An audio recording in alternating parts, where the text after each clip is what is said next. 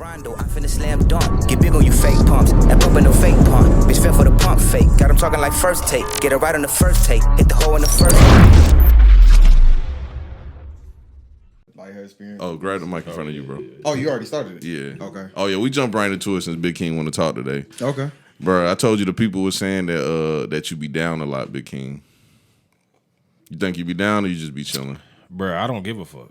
I just come here. No. I want What? you to care right now for the sake What of you mean? the question. Do you think you be down? Down like what? Low Like, energy? yeah. Nigga, I'm not no shucking and jiving ass nigga. I'm not that type person. I was about to crack a real good joke, but you tried to fight me last time I cracked that joke. So. What you mean? Yo, remember when you were like, nigga, you act like I'm your friend and just be behind you like shucking and jiving and shit, like Man, you got this shit. I got this shit. Anyway, man, another episode of Sit Down with Slim, man. As y'all see, we got a special guest in the building. My dog Stan the man. I woke up early this morning trying to see how I was what I was gonna talk about, and I was like, you know what, I ain't writing shit down. I'm just gonna freestyle. Nah, how y'all doing today though? How y'all doing this morning? Living, another day. Fuck You it. sure you all right, Big King? Yeah, I'm straight. Okay.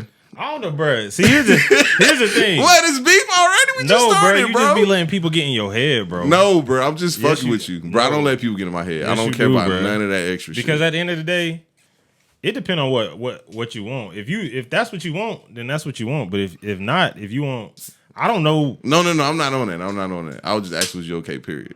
Nigga, I'm good. Oh, okay. Yeah. What about you, Stan? This nigga's about to go off on me. You see? I'm not about, bro. I'm trying to figure out what's going on with the dynamic. Because he trying to say, because he talked to some people yesterday and they said I was trash on the pod or something. I don't know. No. They ain't say that. They said he was good on the pod, but they said, why don't I have people that's more well known around the city on the pod? And I was telling them, like, nigga, because I don't give a fuck about you niggas. Yeah. What do they mean by that though? Like Somebody with a bigger following. Like, Yeah, and like- I ain't got no following. I'm just Basically, like people that a lot of people in the city know, and like, you know, honestly, dog, and I'm just gonna keep it a buck. That's Main Lane. Like, I let Main cover like city stuff. Okay. Like, and I don't mean, I ain't trying to be rude when I say this, but I don't really care about like city events and city politics and all that type of stuff. Because honestly, I'm not from Augusta, bro. So it's weird for me to do that. I was just about to say that I kind of feel where you coming from, because growing up as a military child, I don't really like have a strong loyalty to really no individual place. So when it comes to stuff like, that's why when you said that, I was like, what's the purpose of that? If it's not somebody who's gonna be able to have good conversation, why does it matter if they're well known or not? Like, what's the objective you trying to get by getting somebody that's more well known in the city? I don't really understand that. Well, I think overall, this is what I think it is though. I think that like only you can see your vision. So other people is gonna have these crazy ass visions for you. Like recently, everybody has this crazy vision of me joining the Manosphere and only talking about Manosphere content. Like you was just talking about earlier about the episode I did with Leah. They were like, that shit was real good, bro. You really need to tap into that. But what they don't see is I didn't really say much that episode. I pretty much just let them talk because that's not my thing. Like, bro, I'm gonna be honest with you. Sometimes I wake up and I fucking hate women. I be like, they the most self-centered motherfuckers alive. Some days, like today, I wake up and I be like, I hate niggas.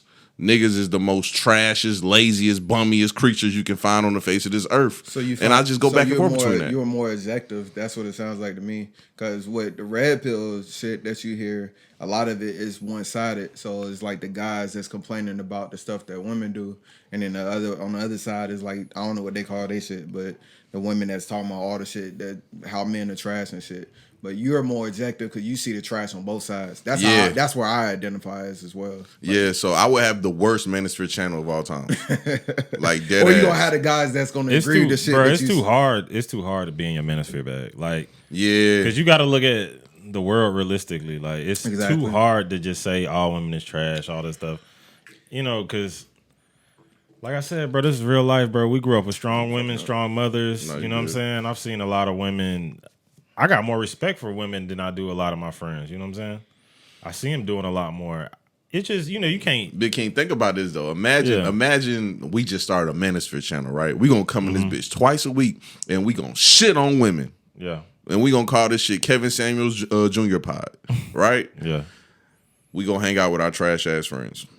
Yeah, that's the worst And we part. come in here and we have to debate a woman on how more women have their shit together than men. Bro, we're gonna get fried in that debate. Yeah, we just left around 4 or 5 niggas who ain't got their shit together, and she just got off a yacht with all her friends that's educated, that's stable, all that shit. How the fuck can I do that? That's a good point. And I'm gonna be honest with you, and I truly do believe women have their shit together more than men. And I'm not gonna sit here and debate cooks on women having more help, cause I don't care. Who gives a fuck? Yeah.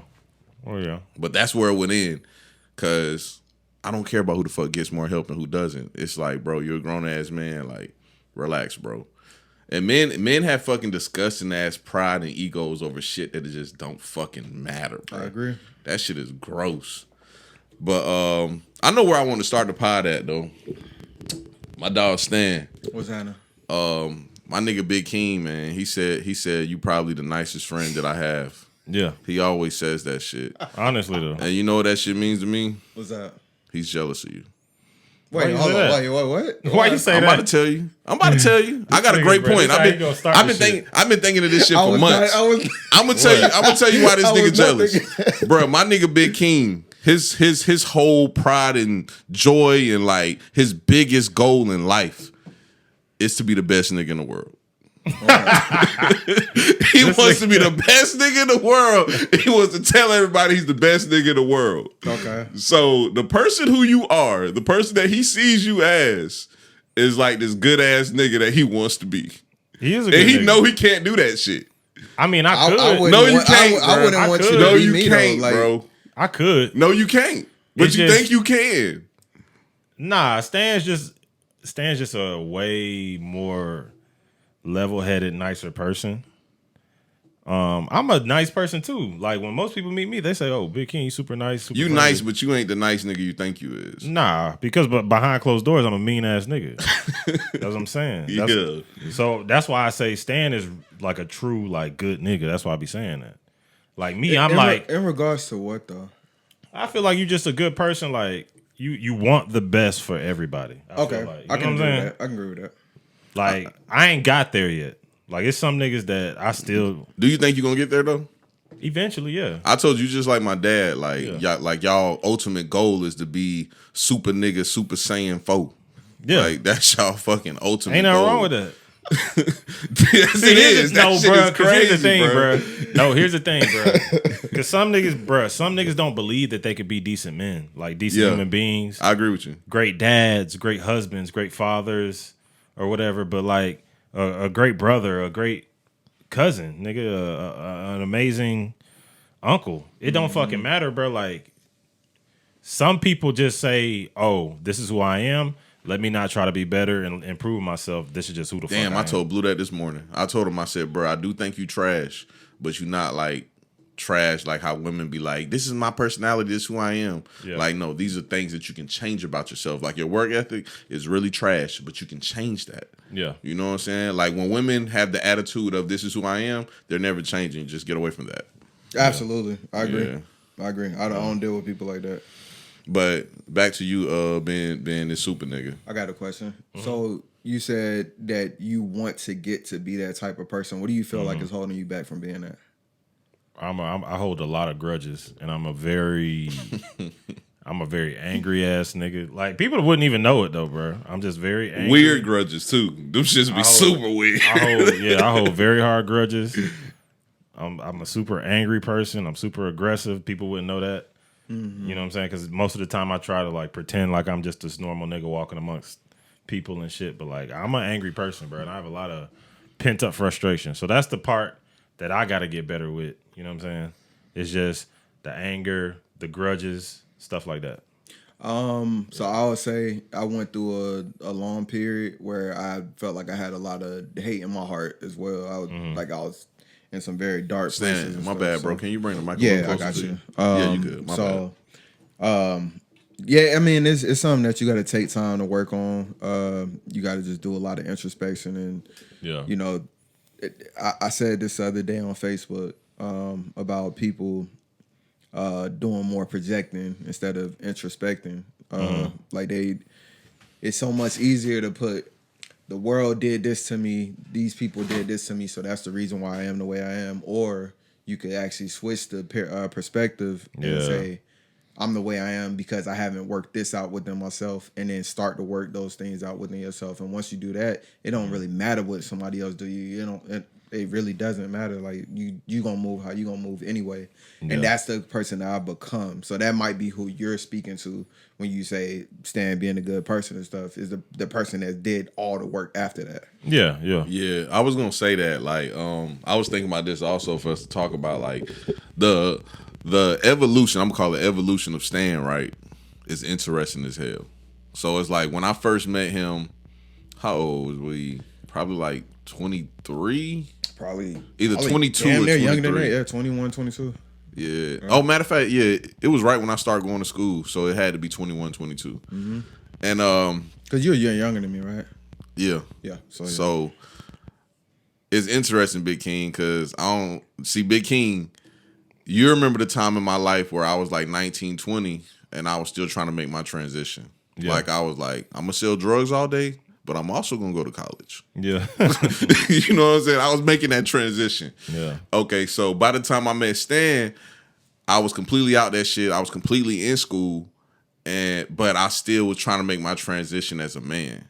So it was like interesting being around Stan, and I remember like that was one of my first times where I was like, oh, I need better friends. That was the first time I thought of that. Because, like, I would go kick it with this nigga, like, damn, this nigga cool as fuck. Like, my friend's really trash. Like, Big King, weren't you there that day I snapped on them niggas? When me and Turk was about to fight? Was you there that day? I probably was, but I probably was drunk. Oh, I don't know. I know Stan was there. That was like my breaking point. That's when I was like, bro, I need all new friends. I hate all of you niggas. And it probably happened a lot worse than how I'm describing. A lot worse, bro. Like, I went off, bro. I was mad as hell. Like, you niggas is trash. I hate every last one of you niggas, especially you, Turk, because you the leader when I'm not around. Yeah. Like, I was like just dissecting these niggas. I was like, the rest of you niggas is all just bitch ass niggas. Y'all little minions that just always need a leader. That's all y'all niggas is. Like, I was snapping, bro. But Stan, though, it's like the person who you say Stan is, that's who he really was. Like when I first met him, he was cool as fuck, like nice as hell. And, you know, it was the phrase, the nice guy finished last, right? So now you move forward, like 10 years later. That's what happens when the nice guy finished last. He turns to a new nigga. Now my nigga Stan is in his Super Saiyan 3 stage. Like, sometimes I be talking to this nigga. Like, you know how Blue be like on his what Blue be on? Blue be on his shit where he be like, man, women trash because he put them on such high pedestals. Yeah. Stan done cut the fucking pedestal down. Yeah. He don't even play that shit no more. No, absolutely not. But you used to be like, yeah, absolutely, the nice, like, absolutely, the lover guy. What happened, bro? Absolutely. Reality. Reality, it wakes you up, man.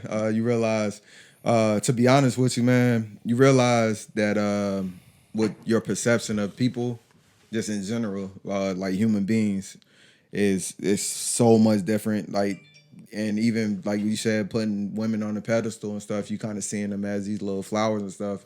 And once you actually start getting like homegirls and stuff and listening to them talk, they really ain't that much different from us.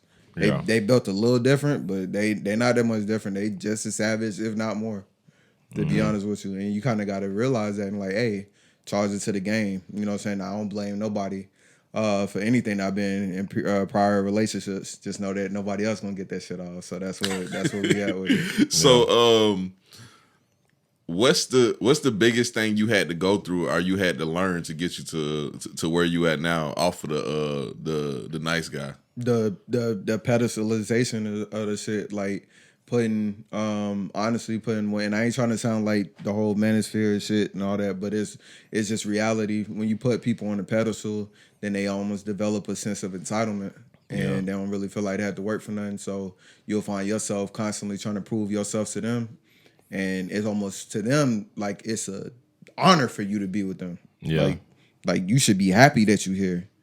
And that's not how it should really be. Women have a great way of doing that shit too. Yeah, and honestly, I don't even know if they necessarily try to do it. I think it's just built within them to do that. Yeah, so that's why you'll find themselves when they get to like. So you have a lot of the guys, the quote unquote nice guys. That's like, oh, the women want to date these ain't shit niggas and shit. It's not necessarily that. It's more of the chase because she can't get him as easily as she can get a nigga that's literally throwing himself at her and just worshiping the ground that she walk on.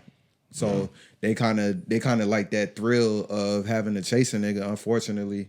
And in doing that, they sometimes might pick the wrong type of niggas, but the other guys that's like the good guys, they'll find themselves, they're like, I'm doing all this. I'm buying the flowers. You got your Michael B. Jordans and all of them. Mm-hmm. I'm renting out the fucking aquarium and putting these bouquet of flowers and meals and shit, and then they still leave. Yeah. And it's like, damn, so what is it that you want? What I call that, though? Because you talking about Michael B. Jordan. You know what I call that? And I just told my homeboy this the other day. I call that growing up the ugly nigga. Why you say that? Bro, when you grow up the ugly nigga, you tend to do more than the average man would do. Because like, you remember when you was young, some truth to that. The girls would come around, it'll always be 4 or 5 of y'all, and there'll only be like 2 or 3 girls, and the same 2 out of y'all 5 would always get the ass. Yeah. And the other niggas would never. So they had to, eventually they grew up. And when they hit like 16, 17, they was like, oh, I'm about to figure out how to get this ass. Yeah. I don't care if I got to tell this girl, hey, them niggas just gonna fuck you and leave you. Me, I'm gonna take you out to eat tomorrow. You know what I'm saying? That's growing up the ugly nigga. Yeah. It's also them same dudes that's like with a dude that shit on old girl and she go to him crying about the other guy. Oh, yeah. And he's like, let me listen to you. And he still ain't getting it. She gonna go right back to him after she didn't worked out whatever anger she had. And, bro, you know, I think this generation is just too over sexual. Like, I really want to get your take on this. I was talking to Big Keen about this right before you pulled up. Okay. And I don't know. I might have been tripping because Big King was looking at me like I was crazy, but I'm serious, bro. Like, sometimes it feels like sex just ain't worth it no more. Like, you be like, I want to have sex, but the biggest issue I'm having with sex right now is the expectation of satisfying the other person. It's like, I know myself. I know it gets me off. Okay. All I need is like 5 minutes. I'm good. Yeah. Maybe 15, but really about 5. Let's dig deeper. Really, I only need that much time because just visually, I like what I see. But I really can get off a lot quicker. But visually, I like what I see, so I'm doing what I'm doing. But honestly, like, I don't want to go through. I don't want to go through the process of having this long ass conversation with you, trying to figure out if you're gonna suck me up or not. Then we finally get to having sex, and now it's fucking 2 p.m. and I done spent my whole day trying to get some ass, and I really had shit to do today, but I just put it off and spent half my day trying to get some ass. Okay. Well, maybe I don't know, bro. I thought about this the other day though. Maybe we need to start rethinking. Men need to start rethinking how we choose people to involve ourselves with. You feel me? You know what I'm saying? Why you say that? Just cause, like, bro, we always lead with the goddamn little man downstairs. Like, he does the thinking. Like, he run this shit. You know what I'm saying? Like, we up here, we think we like these intelligent niggas who just goddamn we have complete control over our emotions and feelings and all this other stuff. And then little man downstairs always goddamn. Bro, you got to think, bro, every time you see a female, the first thing you think of is how she built, what her ass like, you know what I'm saying, what her titties like, what her face like, stuff like that. You know what I'm saying? I don't know. I just feel like it needs to become, that can't be a currency that women always use against us. You know what I'm saying? I feel you because yesterday you told me some shit that really hurt my feelings. What? You said, I ain't gonna lie, Slim. Every 4 out of 5 bitches you fuck with be trash as fuck. I said, damn, that says a lot about me. Yeah, I said, bro, it at least got to be 2 out of 3. That nigga was like, nope, 4 out of 5. Bruh. And then it'd be one that come through who's on their shit. You know what I'm saying? Trash looks wise or just trash? Nah, not looks. Just you could tell they just this bitch had ass. You know, I like ratchet bitches though. Yeah. So it's not really my fault. This bitch be from the bottom. She work at Bojangles. Goddamn, got 5 kids. What Shawty used to tell me when we was in high school, she used to say, "Oh yeah, Slim like I'm hot and spicy." You remember the hot and spicy chicken sandwiches from McDonald's? Mm-hmm. She like Slim like I'm hot and spicy. Yes, I do. Yo, that's wild. But I don't know. It's too hard for a young man to have that kind of mindset of like, let me start rethinking how I approach women or what I want out of a woman. It's too hard for a young man, but it's not really. But I want to teach my son that as he gets older, like, cause you think that's about to work? It can, Because if you can find a woman with a good head on her shoulders and she has that, all the other things too, and you're not just leading in like Stan, I know you got a question, but I really got to ask No, him this you go ahead. You go ahead. I'm listening to what you're saying. Bro, so, and this is a real ass question. You got to think about this. Would you want your son to experience being with multiple women, or would you want him to find his one and be with her forever? Which one would you rather him go through? If he found his one, I'd rather him find his one. It's just, bro, you got to think like. Do you think that's possible at that young of an age? I was gonna say it's probability over possibility. The thing is, you know how unhealthy that built our chemistry and relationships with women for us to hit all these women growing up, and like it was almost like we got to a point where we started devaluing them. You know what I'm saying? Oh yeah, you know I'm not about to argue. That's what I'm saying. So it's like you want to make sure. And then here's the thing: I got a girl in my life right now that I'm scared to marry. You know what I'm saying? And she been rock solid for I don't know how many years straight. I got 2 kids with her. Why are you scared to marry her? I'm deathly afraid to marry her because I don't trust women. In regards to what? In regards to I don't trust women. I don't know how else to explain it. Sex wise, financially Just like wise. I've been through so many situations with women where I'm talking to a girl, next thing I know, goddamn Big Pat piping her down in the dorm room. I've my nigga Pat was goddamn Freddy Krueger, boy. That nigga is gonna shout fuck out to your Pat, bitch. man. I was gonna beep your name out, but he said it again. So Ain't nothing wrong with man. Pat no. Me and Pat cool, but goddamn, So it's just like I got some follow up questions. yeah. All right, so if you feel that way, so did you not feel that way in regards to having children with her? Honestly, I had choice in having children, but I didn't really have a choice in having children because, you know, once they get pregnant, it's their choice. That's a fact. You know what I'm saying? I agree with that. Mm-hmm. But it was my choice to let them go inside of her. You know what I'm saying? But now that you're here, though, so with that being said, because you are going to obviously be around to raise the children. Yeah. So what else is hindering you from marrying? Is it the financial aspect? Like, is it the legalities of it? The one thing I'm real big on people becoming better people. And she's become better personally as a person. Okay. But she hasn't evolved into her true self yet. And I don't know if I could be with somebody who ain't evolved into their true self yet. Because okay, that's fair. But she knows that, and she knows once I see that, and I see that she's just not waiting for me to play Captain Save-A-Ho all the time and like take care of everything. And I'm gonna do that regardless because I'm a man, bro. I'm gonna do that for like any woman I was with. Okay. I'm gonna take care of everything. Like you don't have to worry about nothing. But I don't want to have to do that for you. You know what I'm saying? I want to know that you want something too. You know what I'm saying? And I just want you to like be able to say, hey, I want to bring this to the table also. I don't want to be, you know, feeling like, damn, am I wasting my time? Like, am I wasting my life with somebody because it feel like I'm trying to do all this and I feel like my tires are spinning because I don't have a partner who's trying to lift me up also. You know what I'm saying? Or lift herself up also. That's the biggest thing to me. So that's the reason why we've been in the situation we've been in for so long is because, trust me, when I know she's ready for a ring, she gonna get one. Okay. And that's just facts. But we've had these conversations a million times over. You know, I always put my relationship on blast. I don't care. You know what I'm saying? I'm a very honest person when it comes to stuff like that. And I feel like people should be more honest because it'd be like, her grandparents be like, people be like, oh, when you gonna make an honest woman out of her? I was just about to ask you that. Yeah. Love that statement. Does that bother you? Does that bother you when people do that? Nah, I just be like, nigga, when you gonna make an honest woman out of her? You marry her ass. Shit. Okay. You handle that better than me because, you know, I dealt with that my whole life. And I say the same thing every time. That nigga Mello want a ring too.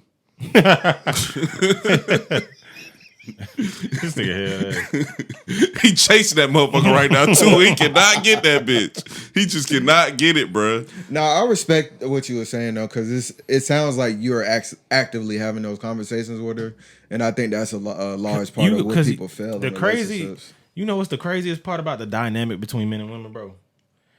Like, let's just say you had a woman, for instance, right? Okay. And y'all been together for a while. You know what I'm saying? They would never come up, like your parents would never come up to her and say, when are you going to make an honest man out of my son? You feel me? Okay. It's like there's this unspoken rule that no matter how a woman is, you're just supposed to accept her for how she is and put a ring on her. You know what I'm saying? I agree. That shit crazy. But see, that's that old people shit because it's like, bro, she takes care of your home and your kids. That's not enough. No, nigga. It's 2022. I agree. Like I'm damn near gotta be super. I gotta be super nigga out here, bro. So she gotta be superwoman. And gas got them $5 a gallon. That's what I'm saying. Nigga, the average cost of living is up to $1,000. Yeah, I thought, bro. I asked these, bro. It's a dude, an intern. He interning under me.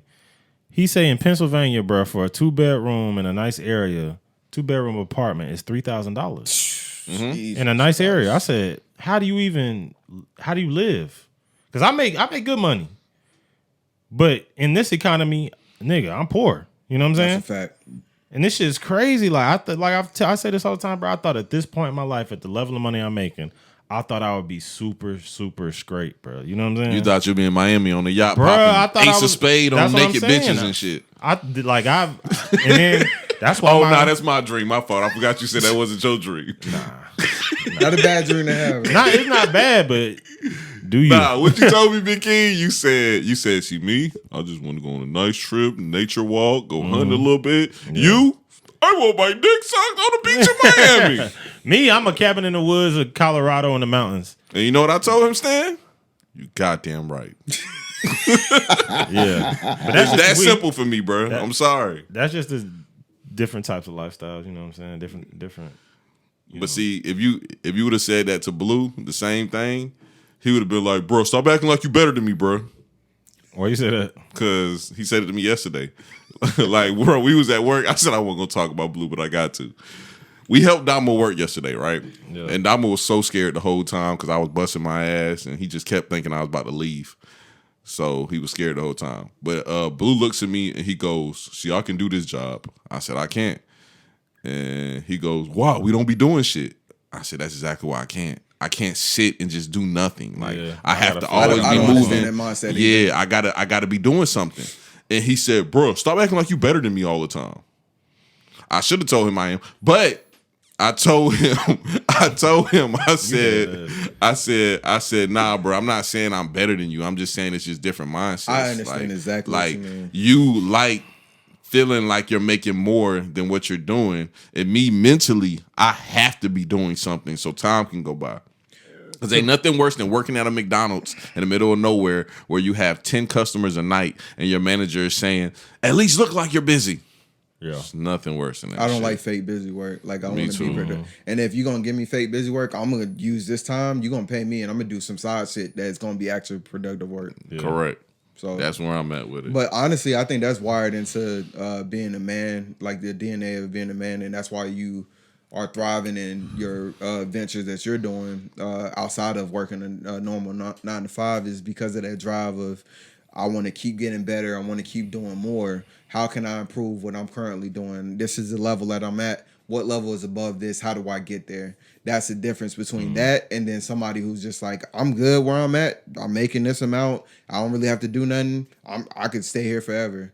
Those are two different type of men, and I'm not knocking Blue for that. You know what I'm saying? I'm not necessarily saying that's who he is. Oh no, you hit it on the head. But listening to the dynamic of what you just described, that's what it sounds like to me. And I've been in management for 6 years, so I've seen both sides of that with different type of people, especially with men.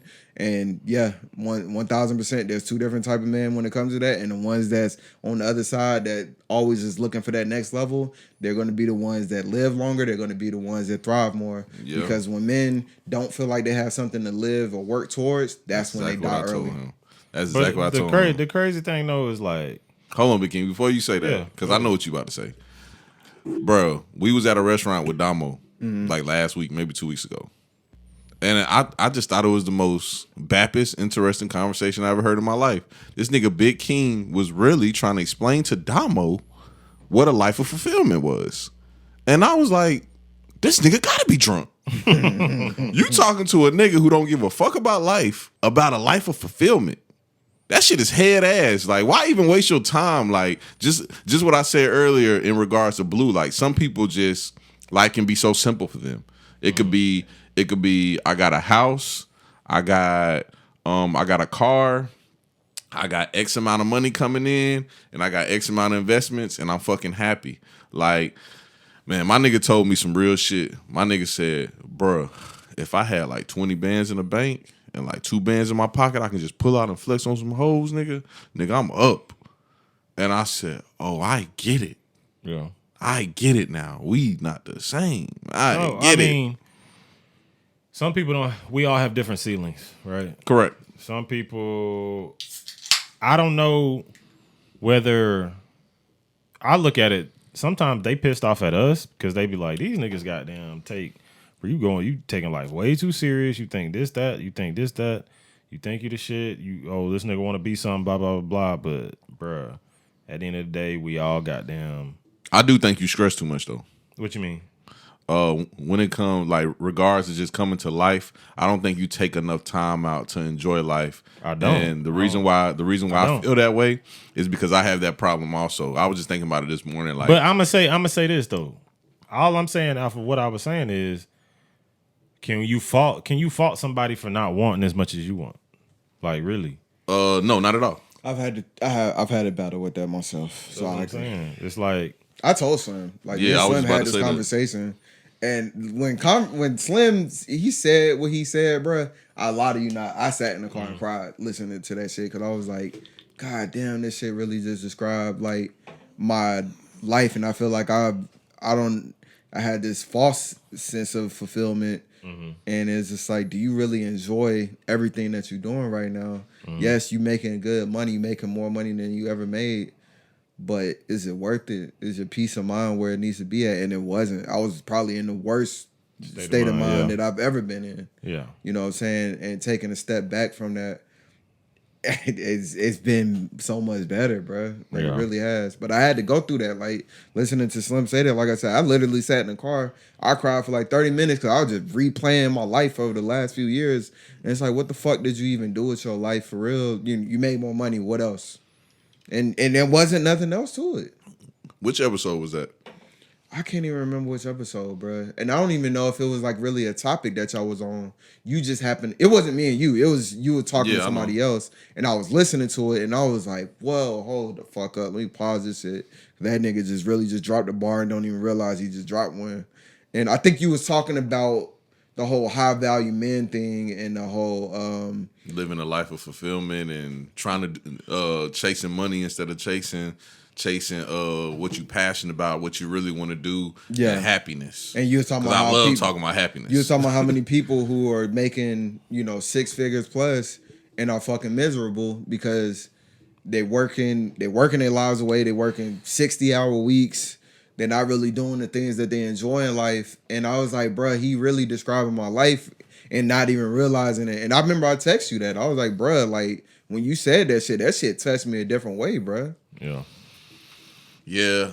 A lot of people don't know the balance, though, of not even the balance, bruh, sacrifices. Like, that's the biggest thing. Yeah. And that's the biggest thing when I talk about not getting married to my girl. That's the biggest thing that she doesn't understand. Because the things that I've done and the sacrifices I've made, I did that with the thought of knowing that my family would be taken care of. And if you're not willing to make those same sacrifices, that's the thing, bro. It's like, I'm doing all this and I'm giving my life, nigga. I'll probably die at fucking 65. You know what I'm saying? Because I've been stressed the fuck out. But goddamn, would you be willing to make those same sacrifices? And that's the biggest thing to me. Is like, I don't know, how can you give your life to somebody who wouldn't give their life to you? You know what I'm saying? That's the shit that really gets me. It's like, you sitting up here doing all this, because I tell you, I got a blue collar mind state. I got the old school nigga walking with the metal lunchbox. He got a blue jumpsuit on, like the nigga off Everybody Hates Chris.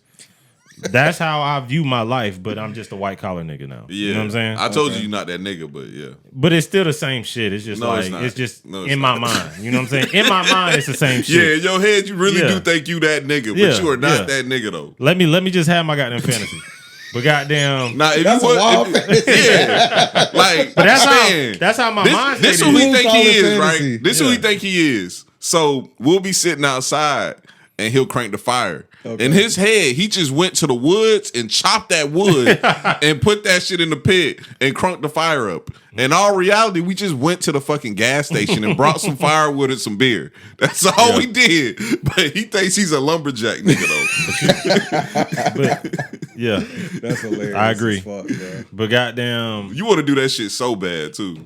what be? What, chop That's some- why I Yeah, wanna chop move. some firewood. I want to live, bro. Like living to me is like not just going. I want to live. Like that's why I'm going on this hunting trip. That's why I'm doing all these different things. Is because I want to live. I feel like now in the society we have, it's so easy for everybody to exist in it that you're not truly living. Like to me, I want to live. I want a winter. I want a winter where it's so harsh. You could die if you goddamn try to walk to the stove. I Nah, want. I'm That's good what on I'm that. saying. Yeah, I'm good on that, too. You on some But Oregon Trail shit. I'm on some like I want to feel like that's what living is to me. Some people feel like living is a yacht and bitches popping their ass. Hey, bro, you Living on your to me. Thanos shit. Like, you really trying to wipe niggas out. Nah, why you say that? Bro, if we have a harsh ass winter where we ain't got no electricity and niggas could starve and niggas got to walk to the stove, we gonna eliminate a lot of people. This way of life is COVID, just yeah. the pandemic has already been eliminating a lot of people. Yeah. So if we Yeah. got to something that extreme, Slim, you got to realize this was human existence up until like the past like 70 years maybe. Like niggas was dying from starvation in like the 30s and 20s and shit. Like you got like people we've gotten so far like electricity, everything's changed, bro. Everything has changed. and bro. unfortunately, it's made us weaker. And that's why I Yeah, said that's when what I'm real saying. shit happens like that, like the pandemic That's- and food shortages and shit. That's why I've been like really thinking of how can I make this work for my family. It's like, well, what I can do, I can become a hunter. I can hunt my own food. That way I ain't got to go to Walmart. I can get me a buck and a boar on this hunting trip because that's what we pay for it, tax wise, is a buck and a boar. And I could literally have bacon. I could have pork chops. I could have, you know what I'm saying, pork shoulder, pulled pork. I could have, you know, all these deer steaks, High deer cholesterol. burger. Nah, I'm just saying, like, because this wild game, this ain't goddamn shit I'm from the just stove. fucking with you, This bro. ain't shit from the stove. But I'm saying, like, I can have this shit in my deep freeze and survive off this shit that way. Bro, we had chicken wings short. We ain't had chicken wings in America for so long. This shit changed to Thigh Stop.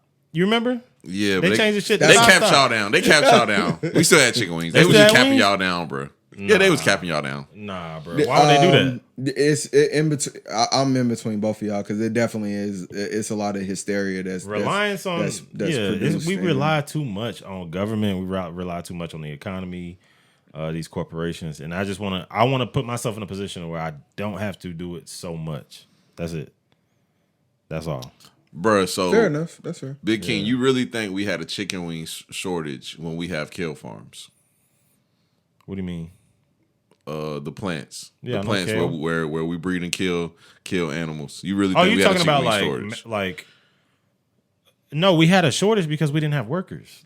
Like when we was I'm talking about when okay. everything was shut down for so long. Oh, okay. I I got see you. I what got you. you're I got you. I saying. got you. Yeah, That's still a problem then. And it like Yeah. entire industry stopped. So it's like that's why we had the shortages. But they over in China right now, they have even harsher lockdowns right now. They fucking literally is barricading people in their apartments. They can't leave. You can only leave your apartment like once a week, whatever the fuck. It's like it can get to that level, bro. You know what I'm saying? We saw just the beginning, nigga. You know what I'm saying? So it's like I want to get to a point where it's like I don't necessarily need them. You know, I don't mind it, but I don't necessarily need to rely on corporations, government, all that other type of assistance. Dog, do you think our way of living is getting us better or getting us worse? What y'all think? It depends on the context of what you got going on. Okay, so let me just explain this to you. Go Yeah, Sam. go ahead. So basically, like, so when we was like 10 years old, right? The economy basically was like either niggas was like poor, barely making it, or they was working at McDonald's, or basically niggas joined the military and they became lower middle class, or middle class niggas, somebody that went to college, was an accountant, became an accountant. He was middle class, but he also was a 1%er. Just being in the middle class was a 1%er when we was like 10, right? And then, you know, y'all know what rich niggas is. Rich niggas always been rich niggas. Well, nowadays, the economy's a little different. Ain't nobody working at McDonald's and Burger King. Ain't no point. high school kids can go get jobs easy now. We couldn't get jobs easy. All the adults was having the jobs. But the scamming shit is hot. You know what I'm saying? Yeah. And then the job market is just fucking crazy. Like you can get jobs all over the place. So do you think that's better or do you think it's worse? I'm gonna say this. You're gonna have to find a real way to make some money, because I do feel like the way that we're going, the middle class is almost at the point where it's gonna be eliminated. Yeah. And if you're not paying attention to what's going on in the economy right now, to see that, you might want to start paying attention, to be honest. Because, you seeing these articles popping up, this city has reached its limits of being the most expensive that they've ever been. In Atlanta, bruh, where I live at, I went from, when I first moved into my apartment, paying close to $1,200 for everything. You know what they tried to raise because I move out next Saturday. You know what they was trying to raise mine to? What? $1,765. A $700 difference? Over the course of 5 years? God. And granted, here's the thing. It was only going up because every time they tried to raise mine like $100, I always fought with them and got it negotiated. So even right now, my base rent is $1,408. So from $1,408 to $1,700 in the span of this lease to the next lease, and this is all around Atlanta and surrounding areas. I mean, you could be in the fucking hood of Atlanta and pay $1,200. So, like I said, man, people might want to start paying attention more what's going on out here, because it's not a joke. I know it's the hot topic of people like, oh, the recession is coming and stuff, but really pay attention and start making moves. Oh, that ain't a joke. That's real. It's not a joke at all. It's really not. The craziest thing is I'm at this stage right now where there's the housing market is fucked right now. So it's like you're not gonna be able to really buy a house for the proper price that the house is worth, because everybody's having these bidding wars. Like, absolutely, you put a bid down for the house, you might go $5,000 over what the house is worth. Somebody might go $50,000 over you just to get the house. Absolutely. And guess who that someone is? It's corporations. Yeah. A lot of these corporations like BlackRock, these corporations are buying these properties. So you're having them buy these properties, then they're renting them out. So nobody is becoming homeowners anymore. You know what I'm saying? Even honestly, with the money we all make, we're all considered middle class. Because I don't know. I think I'm upper lower. Nah, you middle class too. I think it only takes like $40,000 to be middle class nowadays, especially as a single person. Yeah, but I think we got to redo the tax brackets, bro. That's why I said the middle class is gonna be really. That's what I'm saying. You're correct. And y'all both are correct. Yeah, we only think that because shit's so expensive. You're like, I'm middle class. It's gonna be a race. There's not gonna be a middle class. Like that's the point. It's like, damn, middle class. It's that easy to be middle class? Like, goddamn, but ain't it? We take middle class off what middle class used to be. Right. We ain't saying middle class of what it should be now, because prices have gone up, mortgages have gone up, rent's gone up, but wages haven't gone up. We talk about this all the time. Man, if we even went back to when years we graduated, 06, 07, 08, we would have been thriving right now with the money that we make now. Exactly, that's what I'm saying. But now, shit, man, there's people making $80,000 living paycheck to paycheck. I remember when apartments was $500 in Augusta. Come on, bro. Exactly. Bro, now you can't find an apartment in Augusta less than $800. That's what I'm saying. Woo. Like my dad, I be talking to my dad. He's like, "Man, son, I'm so proud of you. I ain't never made as much money as you made. My whole career in the military, blah blah blah blah." But I'm like, dog, but you live 10 times better than I live. Yeah, you know what I'm saying? The economy was different. Yeah, it was so much different, bro. Like that's what I'm saying. I'm like, y'all don't even get it. I'm gonna have to go twice as far to get make twice as much to get half as far as y'all got. And I be trying to get them to understand that. Like they think I'm living. I'm like, no, I'm not, bro. Like shit's hard. You know what I'm saying? It's funny you say that. I did want to talk about this a little bit. I was in a cigar shop the other day. That's why I waited till a little bit later, because I gave some people in the cigar shop my card, and they've been watching the pod. But I was in a cigar shop the other day, and it's this older gentleman, right? He's a principal at a middle school. I ain't gonna say what school, but he's a principal at a middle school. Always asked me to be a teacher. Always. And I'll be like, yeah, I'm gonna look into it. Da da da. You know, I brush him off. Well, this day, I think he had enough of me. He was like, I have a sister. She's a pharmacist for the government. I can get you a job. And I said, all right, you can introduce me to her. You know, I'll have a conversation with her. Da da da. He said, cool, let's set that up. He said, but before you meet her, I want you to cut your hair. Oh, man. And I was like, I'm not tired of my hair. Like, I don't care about no hair. It's just hair. You know what I'm saying? I just hate haircuts. That's the only reason why I got hair, because I hate haircuts. Yeah. But why would I cut my hair to meet somebody? That's crazy. And he was like, that's the worst part to me, bro. Like, I hate when people judge you. No, it's weird when black people do it. That's what I'm saying. When white people is like, oh, you're ignorant. I get it. But, like, I don't get why one type of hair is professional and one type of hair ain't. Can I be honest? What? Most of the conversations that I've heard around here is, I'll probably say 95% of it has been from black people. Yeah. Yeah. I've had I've had high top fades, I've had braids, I've had everything. I got locks now, and I've literally been a supervisor, team leads, like all kind of stuff. And like I said, most of the time when I hear this, it's mostly from black people. Yeah, and it's built. I mean, unfortunately, it comes from a. We might just be conditioned, bro. You know, what I'm saying? That's what it comes from. It's a slave mentality. It is. Everything boils back to slavery, like I always say. Because I ain't gonna lie, when I went back to work after twisting my shit up, and I went back to work, they was like, "Bro, what the fuck you got going on?" And I was like, "Nigga, I just want to. I want to grow my hair before I go bald, nigga. That's all." Every black man does. That's what I'm saying. Let me just grow my shit before my shit start peeling back, and I gotta go bald and get the goatee like every old black nigga do. Yeah, you know what I'm saying. But goddamn, let me grow my shit before my shit go away. You know what I'm saying. That's all I want. That's it. Yeah. But yeah, man, I had that interesting conversation with him, and I just thought about it because like I just let him talk. I ain't even say nothing. I really ain't even like argue with him like I probably should have. But I figured it out. It's what me and Big King always talk about. When somebody hear that you're a cameraman, they think you broke as hell. Like somebody in the cigar shop told him that, you know, I be taking pictures at the club. And he instantly thought like, oh, this nigga be risking his life taking pictures in the club. He broke as a motherfucker.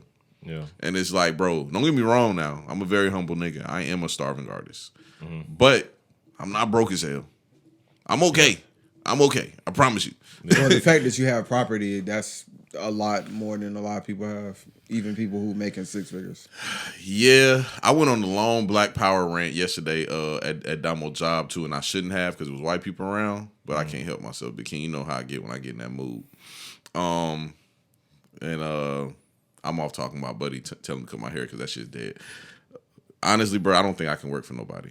I'm just gonna be honest with you. I know myself. I've been said that because I feel like you've been told me that. My mama tells me that. Yeah, at this point, you done got so comfortable that you don't realize like what it's like to feel uncomfortable. You know what I'm saying? But you know what though? I wish you would have came with me yesterday to Damo job because Blue was shocked too. Like every time Damo told me to do something, I just did it. And that nigga Blue was just looking like, why the fuck is this nigga listening to Damo? Mm-hmm. But he also doesn't understand that like Big King, you know, I be reading all them crazy ass books, but a leader knows how to follow. Absolutely. Yeah. So I'm so glad to hear Damo, you say that, man. Damo is my boss. Mm-hmm. I'm not about to be like, fuck you, nigga. Yeah. No, whatever Damo tells me to do, I'm going to do it. Yeah. He's my boss. Mm-hmm. And when I told Blue that, he was like, I can't believe you're saying this right now. Mm-hmm. And I'm like, bro, like, I'm not the nigga you think I am. It's such a messed up misconception that a lot of men have where they feel like to be a leader, you can't take leadership from somebody else. Yeah. And that is so far from the truth. Yeah, that's just stupid. I've learned that's all that manosphere shit too, though. Yeah. I've learned a lot of the best thing I've learned in life and continue on to learn by taking a back seat and observing somebody who is a little bit more wiser, has a little bit more skin in the game, and like, hey man, you know, let me pick your brain on some of the stuff that you got going on and see how I can apply to what I got going on. You know what I'm saying? And that's how you become better. But unfortunately, people have so much, like you said, pride where they feel like they know everything and they're the best version that they gonna ever be. And nobody can't tell them nothing, and doing that, you don't have any growth. Yeah. Bro, my Black Power rant though, and the worst thing you can do, and I try not to do this shit, but I still do it probably 5 days out the week. Worst thing you can do is wake straight up and watch the news.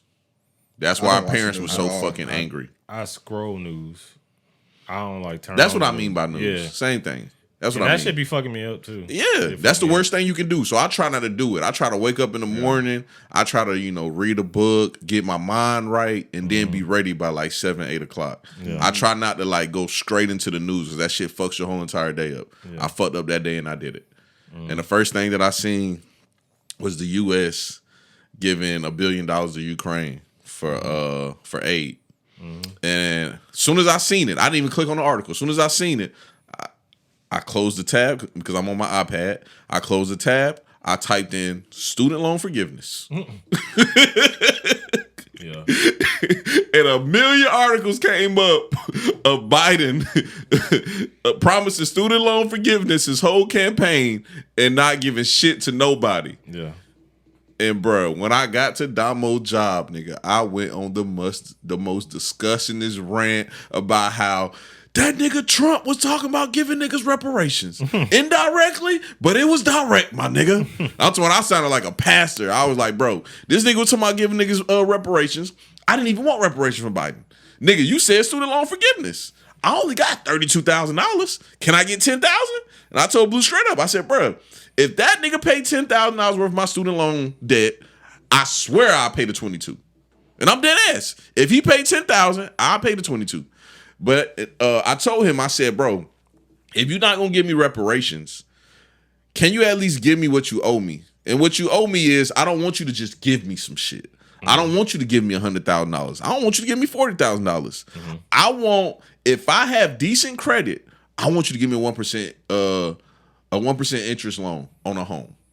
In this economy, I want a 1% interest rate on a loan if I do my part and I have decent credit. And let me put my $20,000 down and get my 1%. Because, nigga, I built this fucking country. Yeah. Can I at least get a fucking loan? Y'all stop me from getting loans. You stop me from getting education. Can I get a free education and some land? That's all I want. That's it. You wouldn't and not me. I want your son to get a free education and some land. You wouldn't take complete student loan forgiveness as reparations for every young African American? Even though a lot of us ain't go to college. So no. Nah. So you wouldn't accept that? I wouldn't accept that because if they don't do something, I'm not paying that shit anyway. So that shit don't mean nothing to me. Let me ask you a question. Man, I don't know how this is gonna go. Free education. Do you feel like that would be beneficial to the majority to have free education? I know exactly why you asked me that, and the answer is yes. Let me tell you something, bro. In the black community, we have this disgusting ass regard for education. I don't know where that shit came from, but for some reason, everybody just feels like that nigga think he better because he got a degree, or I don't need no degree, nigga. Look at me, I'm successful, and bro, it's like. It's just a lack of education because it's like, bro, it's not like you have to go get a sociology degree. That's not what I'm telling you. I'm not telling you, oh, go get a sociology degree. That should have changed your life. It's not what I'm telling you at all. I'm telling you, nigga, go get your electrical wiring degree. Go get your fucking plumbing degree. Like, nigga, my uncle's a plumber. This nigga makes 6 figures. You know what I'm saying? That's what I'm telling you to do. But for some reason, black people have this fucking disgusting ass disdain for education. It's just, it's gross. It's like... Let me take it a step deeper, though. So with the free education, do you feel like people would value education more if it was free than if the way that the system is currently set up? So that's why I said the property thing. Because first off, you would have to change people's way of living for them to even understand why education is like that. Because I remember, like, I'm gonna be completely honest with y'all. I didn't even understand the importance of education until I was like 19 or 20, bro. And what changed my life was, my mom knew I was head ass. She used to come up with these crazy ass rules because she's a military lady. And I still didn't give a fuck about her crazy ass rules. I was like, okay, I got to leave the house. When you leave the house at 5 a.m, cool. I'll just go, do head ass shit at 5 a.m. Well, one day I brought her lunch to work and met her boss, this old ass white man. And I went to his house. This nigga had Monte Carlos, Corvettes, box Chevys, all kind of cars that us niggas like. And I was like, this nigga rich. Like, he had a house just like Spitter. I was like, this nigga rich, this nigga up. You know, at the time I had a box Chevy on some folks. Mm-hmm. So I'm like, this nigga rich, this nigga up. So I asked that nigga, I said, hey man, how I get like you, bruh? Yeah. You know, I'm 19 and dumb. I'm like, how I get like you? That nigga said, go to college. And I asked him another question. Go to college. Yeah. And I said, oh, my mama set me up. I know what this was right here. But it worked. Yeah. Because I said, hey, nigga, I don't know what I want to do in life, but I know this nigga went to college. Let me take my stupid ass to college. So my question is twofold. The first reason I asked that is, one, do you think people would, if it's, let's just say education was free, right? Mm-hmm. College was free across the nation. Do you feel like people would, one, still go into the fields where it yields the most, higher paying jobs, or the more difficult jobs, should we say? Because oftentimes that they kind of coincide. And two, do you think that it would create a strain on the job market where you have more people who probably wouldn't have normally taken a certain field as serious? Now that it's free, it's just like, well, I'm gonna just do it for the hell of it. And they might not necessarily be the best people to go into that field. That's a great question. I'm gonna tell you for a fact, because I've seen this before. I hang around a bunch of niggas that's monkey see, monkey do, right? Mm-hmm. So like, one nigga go buy a box truck and he'll take off and he'll make a couple $1,000s, and everybody else will go try it and they'll fail, right? So in education, it'll be the same thing. Education is free now, right? Mm-hmm. All my crazy ass friends that look at Big King and think he's shitting on them and always telling them how much money he makes and how good his life is compared to theirs, mm-hmm. they're gonna go try to do the same thing he does, and they're gonna fail because they don't even know what the fuck IT is. They don't know what IT stands for. Mm-hmm. They don't know what comes about it. Mm-hmm. All they know is that meme that just went viral the other day of the nigga with his legs got them to the side and his hands on his hips, and he's looking at all the wires. It's like yeah. What's it called? I know exactly the dispatching machine. What you talking about? It's like a machine operator. He was in like a factory. Yeah, it was like first day on the job. I applied for the job I know nothing about. Yeah, and he had like no idea what to do. All the IT niggas is reposting that shit. That shit went viral because all the IT niggas is reposting it, talking about, boy, this me right here, boy. I mean, that bitch like, what the fuck is this? But that's literally what would happen, bro. Because everybody think education is so simple, like. When you tell somebody you have a degree, they don't even know what it entails. Like, and I'm not sitting here acting like you have to have a degree or you're gonna die. I'm not acting like that at all. Mm-hmm. What I'm saying is like they don't know what it entails. Like they'll make a crazy statement like, "Oh, a business degree ain't shit." They don't know that, like, nigga, you have to take accounting 1, accounting 2, business statistics, quantitative statistics, corporate financing. Like, bruh, I know niggas that's been selling cars for 10 plus years and don't know what the fuck corporate financing is. Mm-hmm. And that's their job to know that. And they don't know. But they think like going to get a degree is just like the easiest shit in the world. Mm-hmm. But all that to the side, they don't know how important it is, bro. So like having a degree, basically for me personally in my life, and I try not to personalize shit. That shit's a backup plan. It's like I'm 32 years old. I'm trying some shit that I don't know is gonna work out or not. I'm doing all right, but it's like when I turned 35, and a lot of older people don't know this either. I was gonna say this, like the guy I was talking to at a cigar shop, he doesn't understand that like he hears you're a photographer, and he's like, "Hey, bro, time ticking, you getting old. It's about time to get a retirement fund." Like, bro, I got a retirement account, bro. Mm-hmm. Like, for some reason, black people don't know that, like, nigga, you don't have to go get no retirement fund from no white man. You can go to the bank and start your own. You can start your own 401k. I don't know why they think you have to have a job to have that. Those people go to the bank and start it for you. You can go to the bank and start it on your own. Mm-hmm. Well, that comes from a lot of people not doing individual research, and they just believe in institutions and the way that they already have stuff structured, so they just follow along with that structure. Back to the slavery shit. Like we were talking about earlier, Big King. Back to the slavery shit. Yeah. Like niggas be having I will say, though, mentalities. with the education thing, because I used to feel like, I don't know, maybe as I'm getting older, I'm becoming more conservative, I guess. I don't know.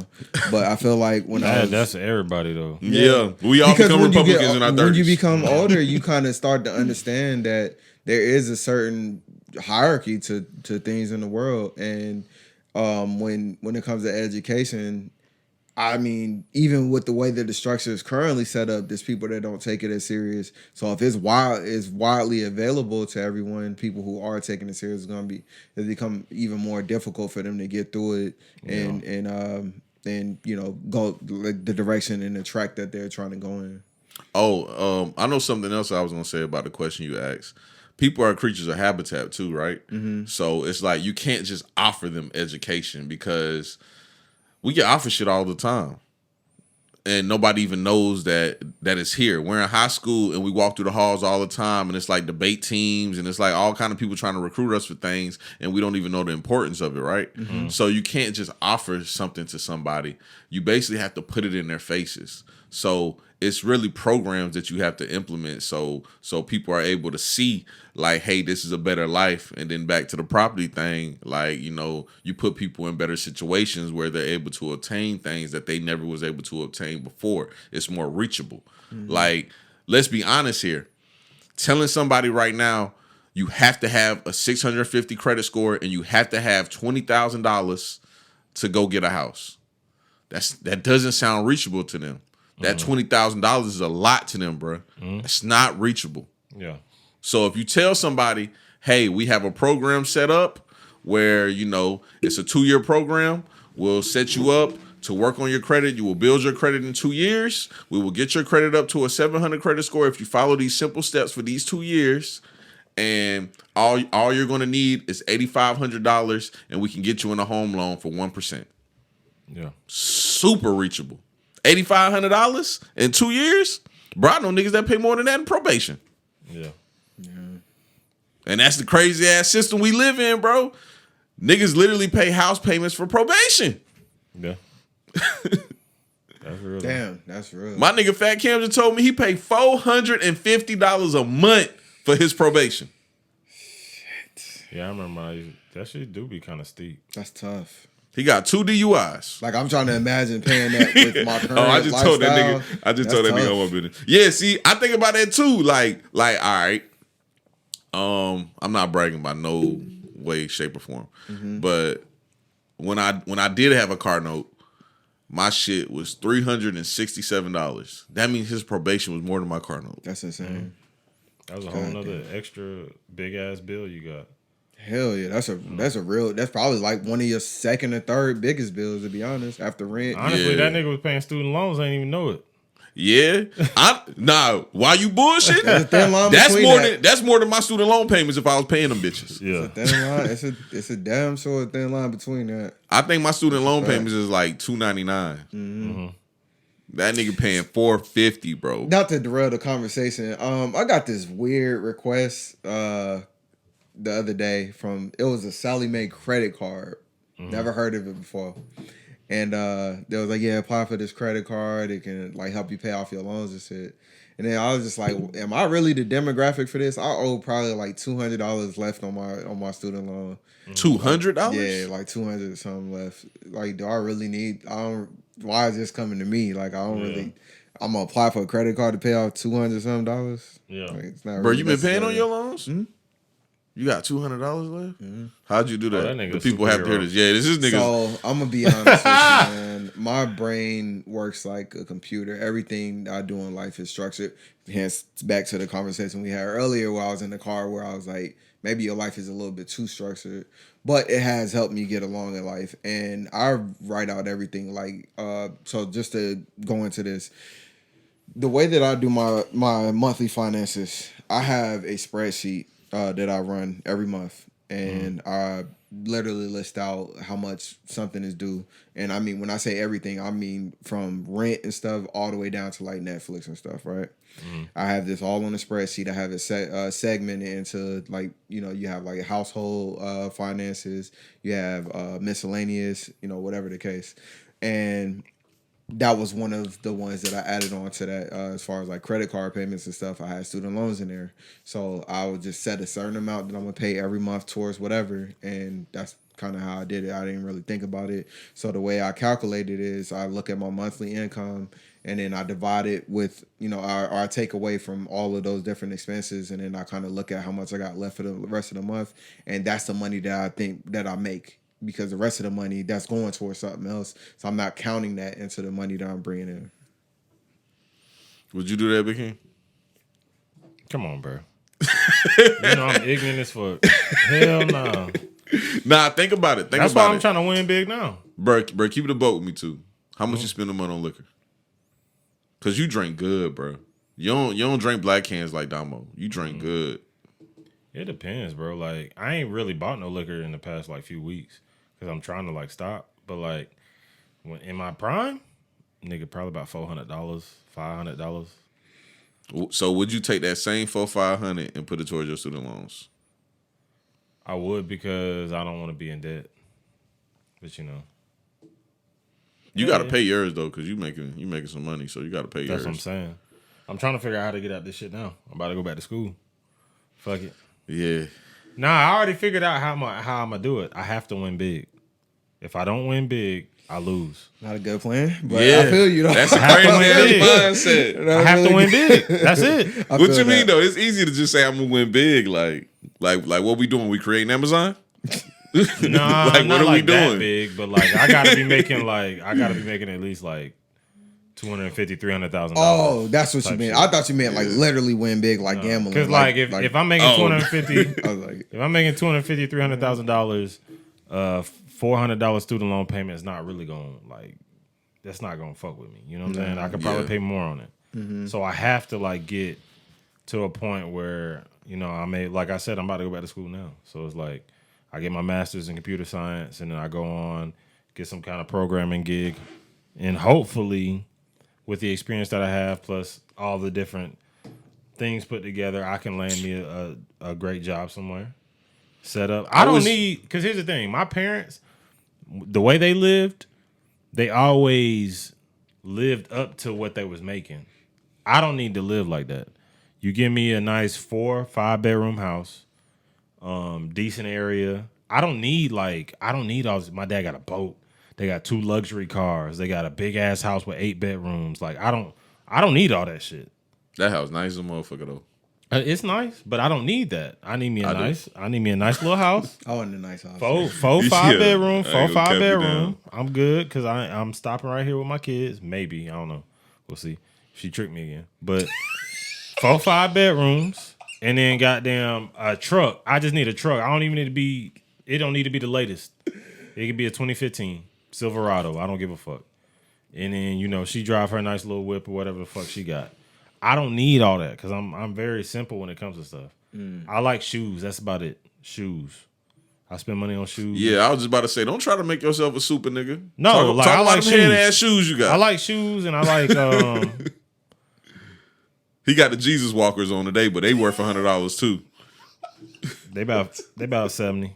See what I'm saying? Don't get you a pair of Birkenstocks, man. Nah, they got the Jesus walkers, but they worth about 100. But yeah, bro. Jesus walkers is insane. But yeah, honestly though, I don't need much. So like that's the only way I know that I can win is by I'm gonna go hard for the next 15 years. I already told myself. Mm-hmm. By the time I'm 45, that's when I'm like, all right, I've done enough. And I done set my girl up to where I pay for her to go to real estate school. She getting her real estate license. And by that time, I want us to just maybe own property and maybe rent property out. And that be the way that we make money. I could go off and start my own little venture business, my own little startup, in IT or whatever I want to do. You know what I'm saying? So I'm trying to figure ways. I'm trying to find ways to exit the game. That's pretty much.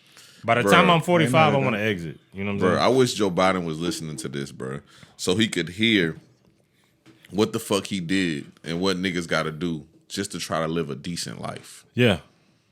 That's a lot just to try to live a decent life. Bro, you just said, like, you don't want a boat. You don't want a big-ass house like your parents. No. Excuse me. You just want a decent life. Yeah. And you hear all that shit you got to go through and you got to do? Yeah. Niggas talking about paying $400 for some just for some education because I'm trying to be something. My dad, at the peak of his money, might have made $60K. My dad at the peak of his money, and he was a sergeant major in the military or whatever the fuck. He made more than that, Big King. Nah, they ain't make that much. A E9? Back in the day? A E9, bro?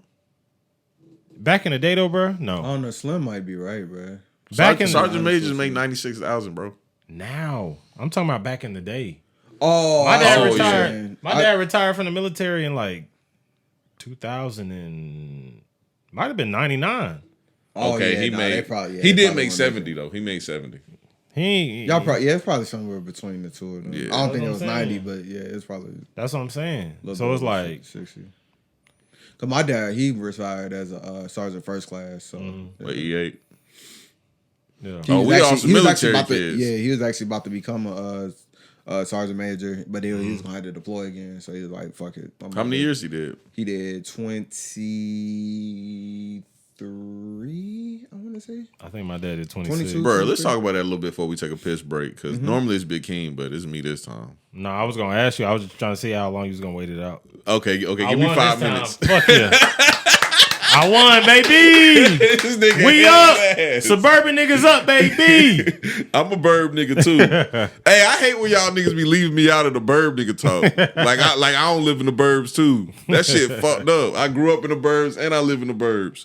But so we all military brats in here. Yeah. Why y'all niggas ain't joining the military? Army too, ain't it? Everybody Army? Yep. Yeah, When I was everybody in the Army. Yeah.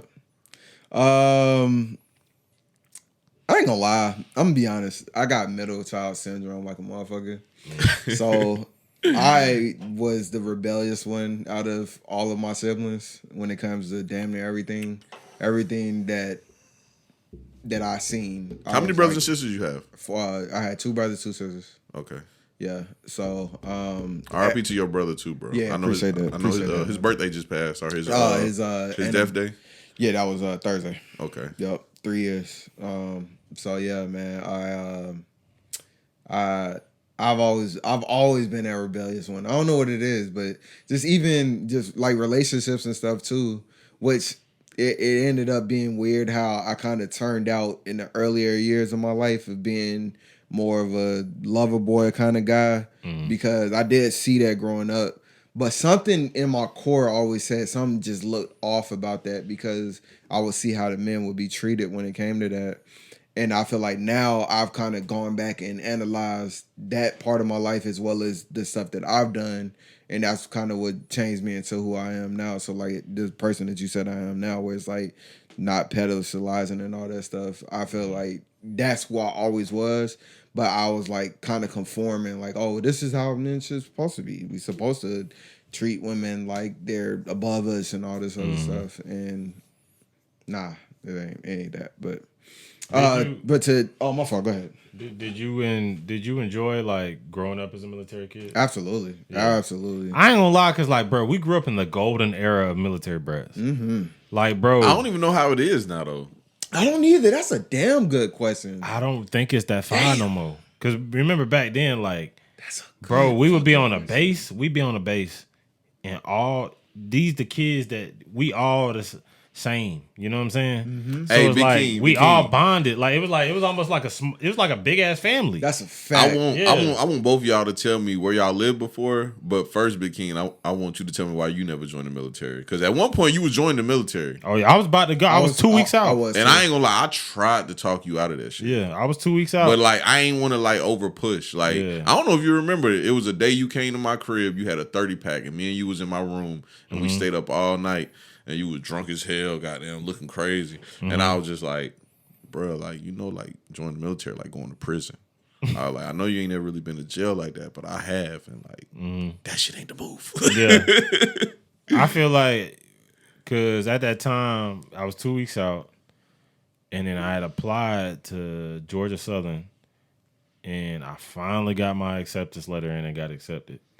And goddamn, I was like, well, I got 2 options now. I could go in because I was gonna go in the military as IT too, because I was gonna go in 25 Bravo. My dad like fought for that shit, like for me to go in 25 Bravo. He's like, I want You you would to have do been IT. stationed on Fort Goring too, Yeah, I probably would have been here my whole life or some shit. because it's the biggest signal base. Yeah, that's what I'm saying. And it's like, yeah, I went in, or I had 2 options on my hands. I had either go to Georgia Southern and study whatever the fuck I want to study, or fucking go in the military, BIT. And I had this real big thing against my father at that point, where I was like, I felt like he didn't want me to be greater than because he didn't see the potential in me. You know what I'm saying? And I saw the potential in me, but nobody else sees it. There was a few people in my life that saw it. It was young coaches and stuff like that. But like, you're at the point where you fucking a young, ignorant ass nigga. You fighting your parents every day, and you just growing into your own man. And in my dad's house, there can only be one man. So it was like I had to find a way to like figure out what I was gonna do, and I decided to go off to college, and that's what it was. And I was 2 weeks out. The recruiters was mad as fuck. I had already went to MEPS. I was lined up to go. You know what I'm saying? I remember. I took my ASVAB, got like an 88 on that bitch. This nigga smart as fuck. Goddamn. They was happy and all this shit. It was like, oh, we got a good recruit. They was happy. And I was just like, I remember when I told them, I was like, yeah, Sarge, I ain't going. And they was like, what you mean? I ain't going. He's like, you signed such and such and such. Nah, that shit ain't in stone until I goddamn hop on that bus and I'm gone, and I really sign and I make that pledge. Yeah. That's when but all this other background shit that I gotta do before I go, nah. I ain't gotta deal with that shit, you know what I'm saying? And they was so fucking mad at me, bro. I remember that shit, bro, to this day. I had a somewhat similar experience because I was actually doing the pre-ASVAB and all this, the practice ASVAB and all that. So I had a similar experience, but I was just like, well, again, it was like, nah, something don't sound right about this. Let me take a step back, try to go a different route. My dad was fully supportive about that. Like, he, like I said, he didn't seen a lot in his years. So, he didn't really necessarily want me to go through those same things either. So he's like, listen, man, figure out what you want to do in life and, go hard at that. So that's kind of what I did. It's crazy y'all had those experiences because my experience, like, I never really thought about the military. Only time I thought about it was when I lived in Kentucky again. My neighbor was an officer, and he was only like 27, 28 years old, and I was like 18 at the time.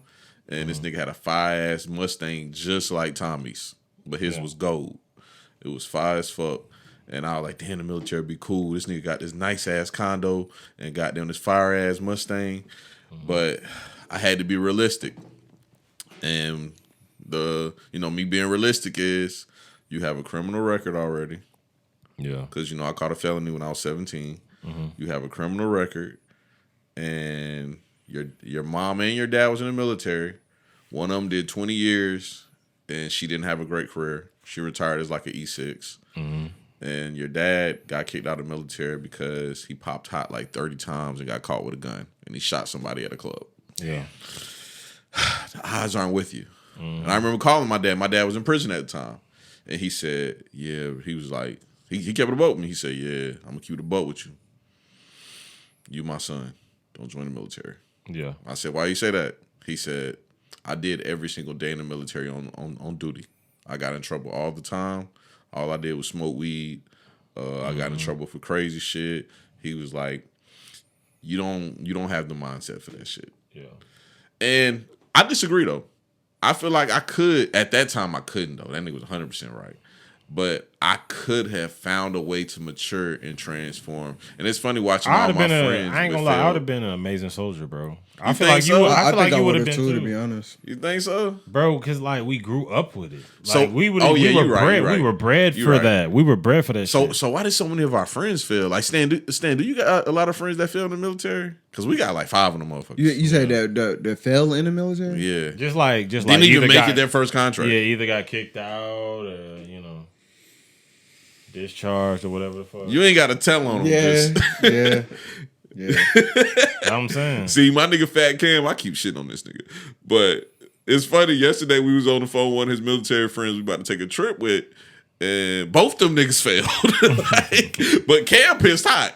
Yeah. Cam was stationed at Fort Campbell, and he kept coming back to Georgia. Fort Campbell. Yeah, he kept coming back to Georgia, smoking weed and shit. Bro, where all y'all live though? Let me stop shitting on Cam. You said Fort Campbell. Did you ever leave the States though? Yep. I can go first. So I was born in Colorado. I was born at Fort Carson. Moved to Fort Wainwright, Alaska. That's where my younger sister was born. Fort Stewart, Georgia. My younger brother was born. Hinesville, my nigga Damo. That's right. Shout out to the Ville. And I lived in Panama, Fort Clayton. And then I moved to Fort Campbell. And then I went to Vicenza, Italy. So that's where I was at. Yeah, that's where I was at right before I came to Fort Gordon. So from Vicenza, and then it was in Fort Gordon, and then that's Oh, where my you've dad been was to ass at. of places. Yeah. Crazy places, too. Yeah, because I don't even know I was the- born into the military, so my dad was already in the military when I was born. So yeah. I don't know the names of the bases. Where know the the places names was of at? it? If you tell me the places, I was in know. Naples. I don't know. Naples, yep, I remember. I was in Naples Naples. had the best pizza. But yeah, go ahead, my fault. Then I was in one of the bases in Germany. That was it. What city in Germany? I don't know. Kaiserslautern, This is when I was. See, Heidelberg. the only one I can remember was Naples. But before that, when I first met my stepfather, I was like 2. So it was like I don't remember. I know we was in Germany, and I know we went to Korea for a little bit, and then we went to Italy, and then after that, it was all states. And where at? Where at in the States? Fort Gordon, and been Fort Gordon since then. That's Oh, pretty okay. much. That's Yeah. pretty much how mine went after the age of like 7. Before that, I was born in Fort Polk. My mom was from Louisiana, Actually, Washington too. but I stayed with her mom though. Yeah, I was in DC too. That's what you're talking about, DC? I Or you don't talking know. about the state of Washington? Oh, state of Washington in Tacoma. I Oh, remember that, but that okay. was it. Yeah, I went to DC. I should I have paid went more to attention. I went I'll figure it to what the fuck is the base in New York? In Buffalo, Fort by Drum. Buffalo. Fort Drum. I was at Fort Drum. Where else we went? Nah, that's it. Then Germany. You know, I stayed in Germany for 6 years. That's why when I moved here, I moved to Columbia County Where in were 8th you at in grade. Germany? Mannheim. Mannheim. Yeah, I've been to Mannheim. Yeah. So I moved here from Mannheim, and everybody was calling me a German nigga. But I had the same experience, bro. Because I moved here from Vicenza and I Yeah. went to Richmond. And I had the same Bruh, goddamn experience. It's bro. weird. Like all the Columbia County niggas say, "Oh, that nigga not from Columbia County. He from Germany." And all the Richmond County niggas be like, "Oh, he from Columbia County." And I'm like, "Damn, bro, I ain't got no home for real, nigga." Nah, that's the weird thing about being a military brat is you really don't. Bro, you don't have no And then home. You don't the even know thing what is- to tell people.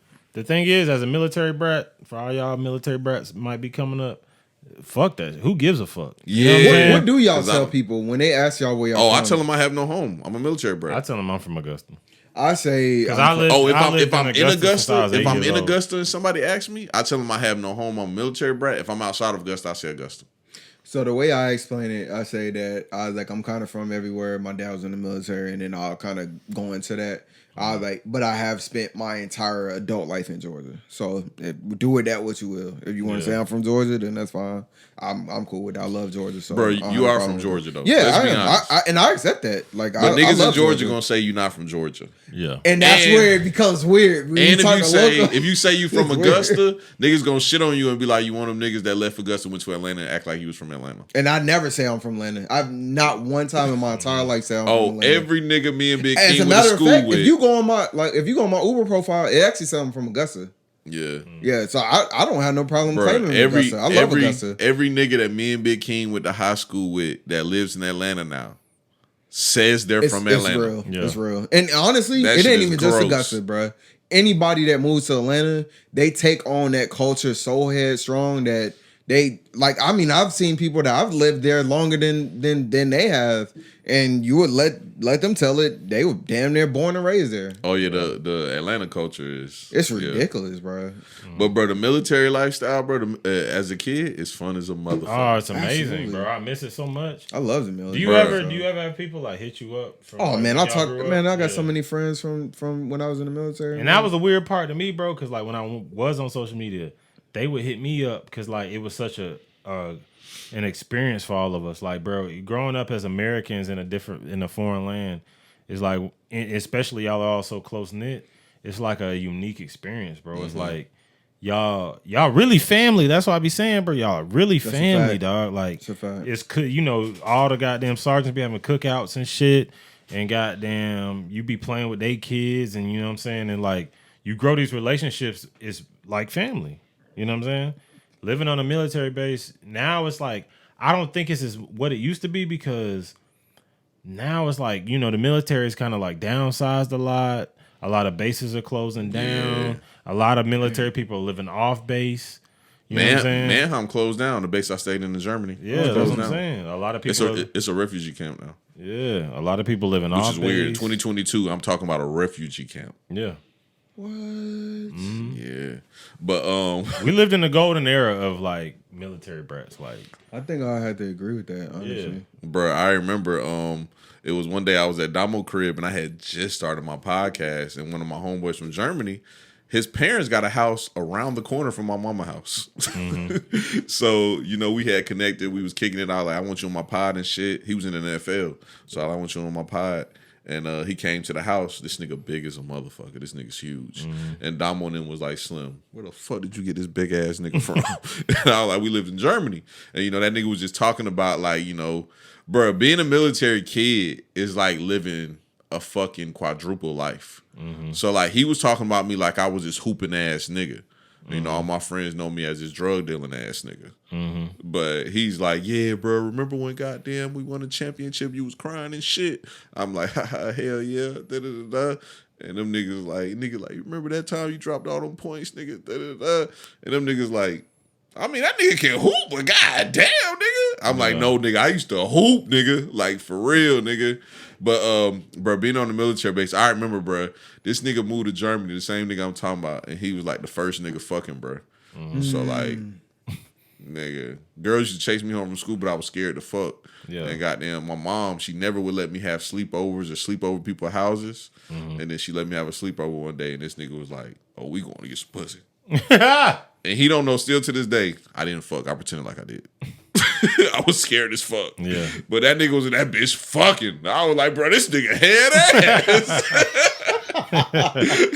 But that's the military life though, bro. For real. Like every girl that you got a crush on lives in your neighborhood. Yeah. Like that's how you picture it. Yeah. I almost when lost you my overseas at 6th grade, bro, because of that. Dead ass. Only reason I didn't because I didn't have a condom. Yeah. All right, we was at her crib. Her mom was at work, and she ain't had no dad. And we walked to her house, me, my homeboy, and that nigga said she ain't no dad. She ain't no dad. So it was just her mom. So her mom was at work, and we went over there. And the only reason we was kissing, doing all that, you know, all this shit. 6th grade. The only reason I didn't because I didn't have a condom. Yeah. Oh, that's crazy. And thankfully, because my dad was already teaching me about condoms at that time, if he hadn't, I probably would have went through with it. Bro, 6th grade is when I lost my virginity. Okay. I went to a dance. I was in that bitch Harlem shaking. I had plaits in my head and I had long ass hair, bro. I had long hair. I was in that bitch Harlem shaking, plaits swinging everywhere, going crazy. All the bitches like, get it, get it. It was a high school dance too. They were like, get it, get it. I was that bitch going crazy and shit. I got there, went outside, you know, popping my shit. Shawty was like, let's go to the car. I was like, you know, cool. You know, I think I'm a cool nigga and shit. She was in like 10th grade. Yeah, bro. Scared as fuck. The bitch got there, started sucking me up. I was like, cool. The bitch got on top of me. I was like, get off me! Yeah. Yeah. Then after that, I remember the second girl I fucked. I brung her to the crib on lunch. Goddamn. And my mama husband came in there. I was in the living room. That bitch was riding me. That's how you know I'm a trash ass nigga. First 2 times I fucked, bitch was riding me. Yeah. I ain't even goddamn straight like that. Goddamn, this nigga came in and seen me, and he started screaming, laughing, bro. Like, he just kept laughing, and he just went to his room, and I hauled ass out the crib, and I came home, and he was still laughing. And my mom was like, boy!